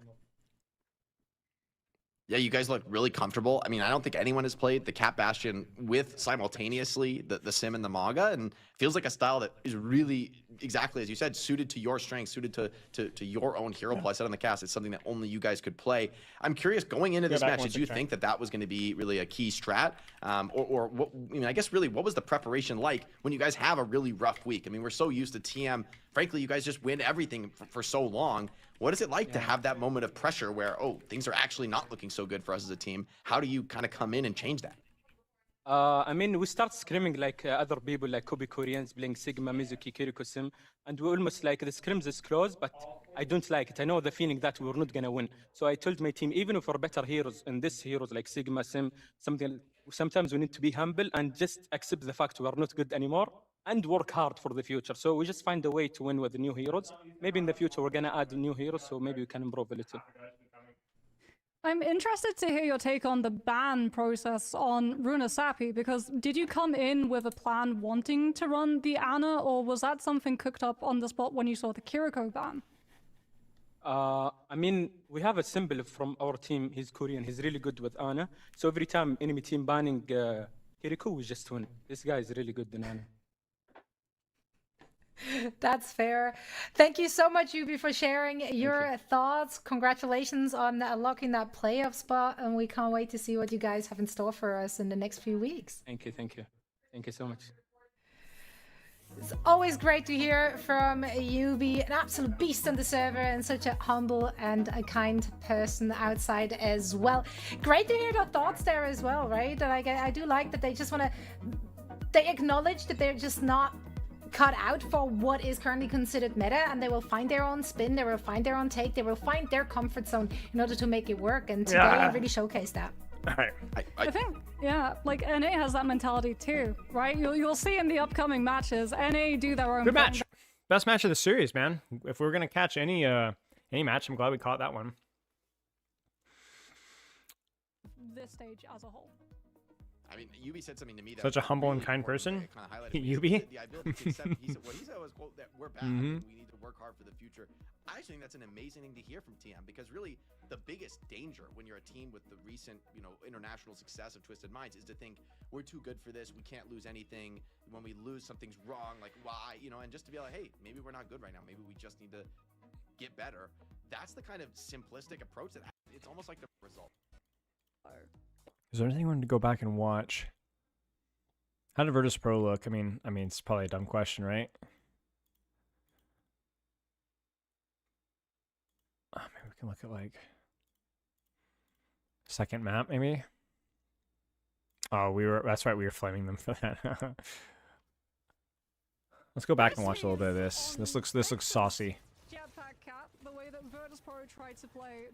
Dude, watching the Ana was like, I know it's a bit of novelty, so like we're gonna overrate the Ana because it's just so much, we haven't seen it in a while, but it really was fun to watch. There's so little that this Wrecking Ball can actually do. Mizuki's so aggressive here. Fixit making a lot of space for himself here. Not afraid to poke and just pressure this payload. 1, 2, 3, 4 kind of grasping at straws, trying to, like, I look at this and like the fact that 1, 2, 3, 4 is running Xion Cass is just like such a freaking red flag to me. Like, you really should be running Xion Tracer. I don't think double poke is good enough in this map, surely. Like, why is... It's like Kai has to be on the Xion here, And although the cart has rolled a very significant distance, feels like it should eventually go the way here of 1, 2, 3, 4. Yeah, those clutch kills. Haters in shambles. Psycho has to happen. Speed and Maimon. None of the values that are forced to deal with him that are then not there for the follow-up of the teammates. Kevster, though, has to find something to uh-oh, Landon's on BAP, guys. Fraudulent hero, maybe? Question mark? I mean, to be fair to 1, 2, 3, 4, they don't have like any sort of mobility like whatsoever besides ball. Not even a Cat Bastion combo, but I don't love the... I still don't know if I love it. And then that opening kill hurts so badly. They're gonna go with the rush from the ball team on the payload. Deadeye, though, is going to zone players away. It's going to be hard to actually leverage this rush. This match hurt my soul. You just don't feel the impact of it. Virtus.pro continuing to steal the bot away. Landon opens up a matrix now, further mitigating the ability 1, 2, 3, 4 to just keep this. I just don't understand why you wouldn't run Kiriko here, man. Like, BAP just doesn't do anything. Like, they literally, the ultimate just didn't do anything. Like, it just didn't. Certainly coming here as Golden Pants is 90 to mines. Like, I'm not gonna sit here and pretend, oh, Landon, like this, I don't agree with the BAP pick here. I don't care if you're on Sigma. Nobody freaking cares. Yeah, my mom can play Tracer. Like, you're just. The rest comp and stick on the Lucio. But it Why would you not play? Juno back in here, especially with Minefield available. Yeah, I don't think you can hold this lead. Maybe, like I said, the only reason I can see BAP working here is because they're not running Cat Bastion, and also they're not running Tracer 1, 2, 3, 4. It just is such a strange meta development to me. If this is something that more teams are actually doing. I mean, yeah, you might be right, Snoop. Virtus.pro has at least twice that I've seen pick BAP, and he just dies instantly, in suboptimal situations, just because Landon wants to run it. So that there's a good chance here. So if Landon swaps, I'll feel vindicated. And Virtus.pro, this is the first time that they're really starting to stumble into this Wrecking Ball composition. That's where Caster Curse feels great. Well, there goes my there goes my second guessing myself. I will never second guess myself again with Baptiste. Caster Blessing, that's right. Caster Blessing. They're really nice. Taking all this map control, and Maimon finds himself in the back. And this one was easier of a matchup because there's no Cat Bastion or Flanker, you know? So it's like. With the bike into the back line, although can't quite get the value off of it. And with Kai's Deadeye being deployed, Matrix is good from Izom to absorb that shot. So yeah, Virtus.pro just spots 1, 2, 3, 4, about 30 meters push for free. Rush now deployed by Canale on the point, and Kai is able to. It was just really funny, like watching like Landon do either one of two things: BAP window absolutely nothing, or die first multiple fights in a row. Just comedy gold. And Landon was like, Landon has been at times, I think, probably maybe the best BAP player in the world, at multiple times. Certainly in that conversation. So it's like, it's not like this guy, like, if anyone would make it work, you know? Virtus.pro in a good position to snowball off of all of the ultimates that they have up and running, but we've seen Golden Pants and Maimon be very devastating. Stable with the Sanctuary. Izom trying to be as aggressive as he possibly can. The Sanctuary. Freaking Fixa beat that guy with hammers. Yeah, maybe the team's done enough. That was interesting. Thanks to the Matrix from Izom. Being the best Junkrat doesn't mean you play Junkrat. I love that from you. You guys want a hot take? Actually, not a hot take. Do you guys want like a medium take? Junkrat is more playable in pro met play than Baptiste. Not by a lot, but I could see some situations where you could definitely get some value out of the rat. Cheese, suboptimal, but you could do it. You could do it. On some maps, yeah. Defense matrix still in hand. Bijang, Samoa, Oasis, Cheese. I wouldn't run. I would only run in Koth 100%, or maybe certain maybe escort hybrid points. But like, yeah, you could make it work if you were really good. Slam comes in, but the shield is just broken, and immediately he's hindered. The DPS burst there, great from VP. And actually taking high ground controls, the rush more often than not. Actually catches Crispy. 1, 2, 3, 4 peeking into the fight a little bit too early, caught with their hand in the cookie jar. It just seems so unnatural not to run something to complement the ball here. Like it just feels so unnatural that 1, 2, 3, 4 isn't running Tracer to mirror their Tracer or to mark or something. Like Vendetta is such a strange choice here. Like this is not a great comp to run Vendetta into. You're not getting any pocket. The ball hard engage is not like you're not getting cardiac from Malga. Like I don't understand the Vendetta choice at all. Even though she's a little stronger than she used to be, I don't understand. You have Suzu, you have Boop, now that's actually functional. Tracer, like, what are you really engaging on? A hard engage on the cast with what? Cardiac? No. Bubble? No. Freaking what? What are you engaging onto? Kai can shut down Kevster himself, apparently. Still, Virtus Pro in Yeah, oh yeah, made it work. I distinctly remember Kaya making it look quite good on a couple, Samoa. Yeah, Castle, and like, you're kind of playing to open angles and stuff like that, so Cat's like fine. I think Cat's probably a hero that's maybe a little underexplored for just like angling and holding maps and stuff like that, and I think them teams being forced to play Cat Bastion has probably like opened the floodgates of like what people are willing to try for. I don't hate Cat. It's a little weird, but it's not like anything is like immediately better. You could run Mizuki, and that might be better, but I really don't understand the Vendetta. Not on this map too. It's too open. Cattle is not great in pro play, but they've gotten a lot better at getting value out of it. Yeah, for just like stuns and crap. I would love to see Maimone's stats here. I feel like they can't be that good, but they did get a bit of an early snowball. Look at this Landon. Yeah, these Deval fights. Yeah, Maimon does swap Tracer there, okay. Does he do it to get back faster, though? That's kind of an unfair comparison, but yeah. Maimon had good stats up until the end, but yeah, I don't know. Like, felt like the hero pools of Kai and Maimon were like a little rough anytime that you're needing to play the new hero. Like, Xion being released just means that like you need your poke guy. Like, you need to be able to do this, you know? This needs to be a functional option for you. And that's, I think, the main difference is, like, this is why hindsight of, like, Kevster at Hitscan is so good, because if Kev can play Cass or Soj or whatever else, then you know Kevster is going to be able to play the new heroes, right? So you're just fricked.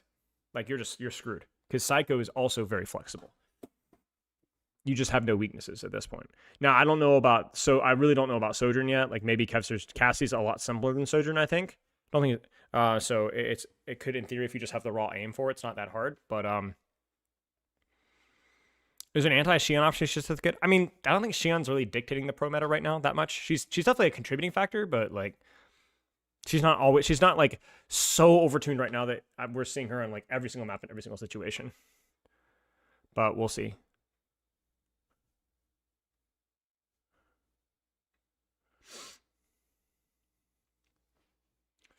Yeah, but we'll see. Space Station versus Team Liquid. Interesting.